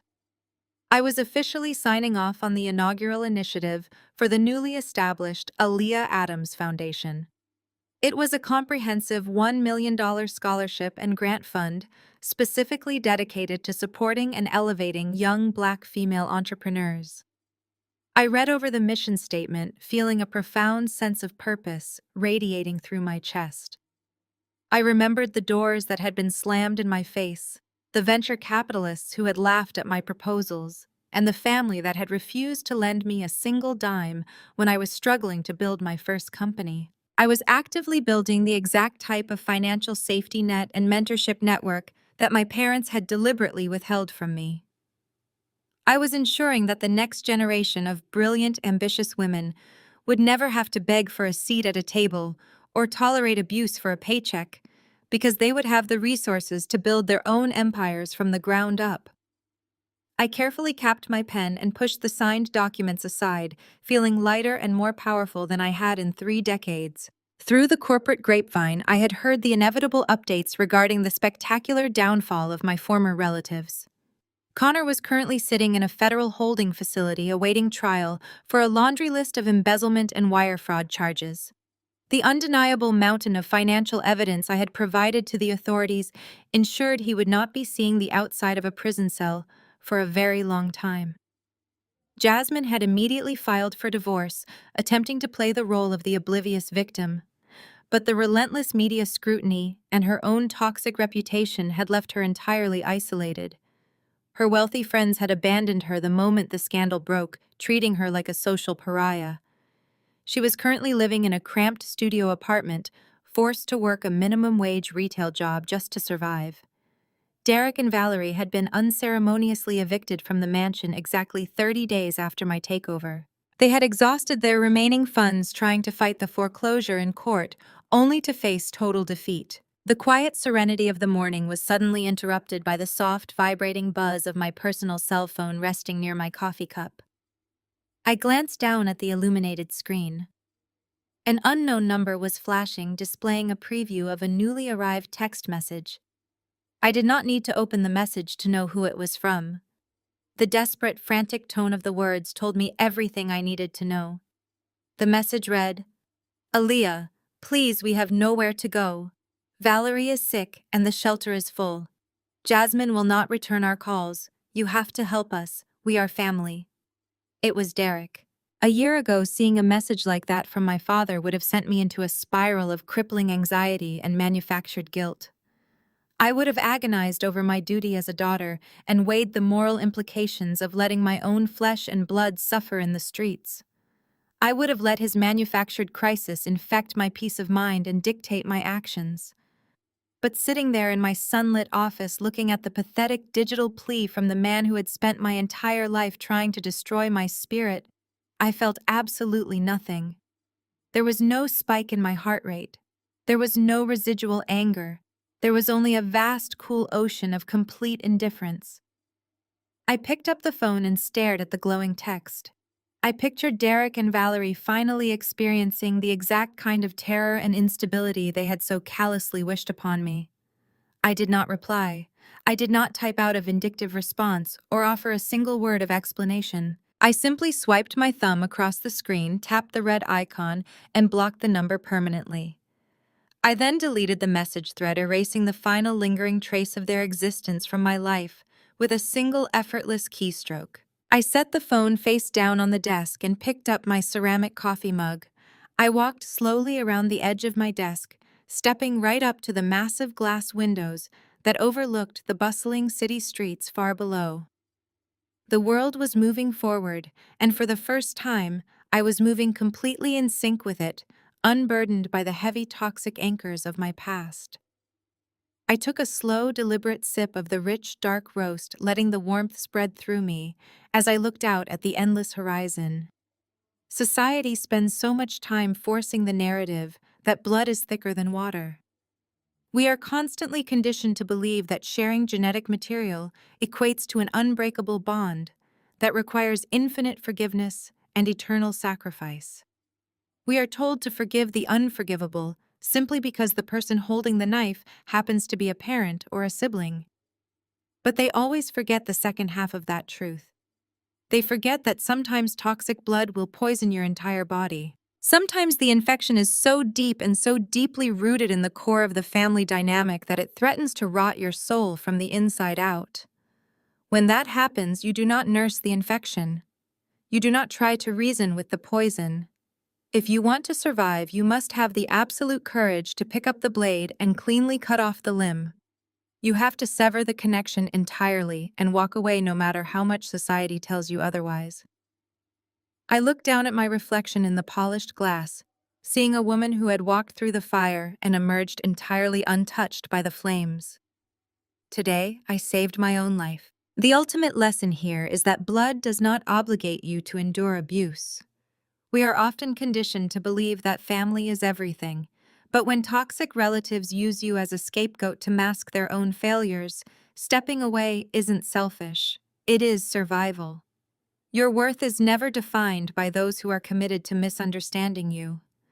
True strength lies in quietly building your own sanctuary, setting unbreakable boundaries, and realizing that your peace of mind is far more valuable than maintaining a fake harmony. You do not need their applause to build your empire. Have you ever had to cut ties with a toxic family member to protect your own peace? Share your experiences in the comments below, and don't forget to subscribe for more empowering stories of resilience.